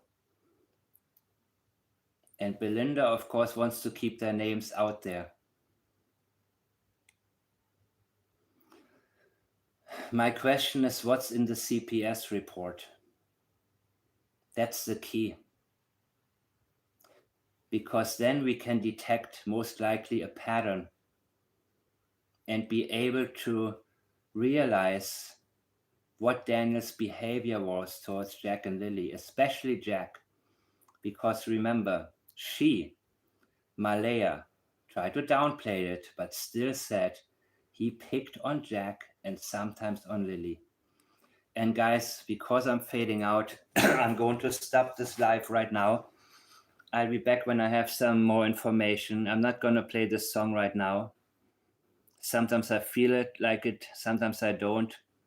I thank you, Belinda and Sharsa, and I thank you, moderators, and I thank you, Kim and Danielle, and everybody who's been here tapping out. Wherever in the world you may be, have a good afternoon or a good evening. Or like those of you, thank you, God bless you too. Or those of you who, I don't know what time it is in South Africa right now, or Australia. Thank you to all of you. I will see you soon.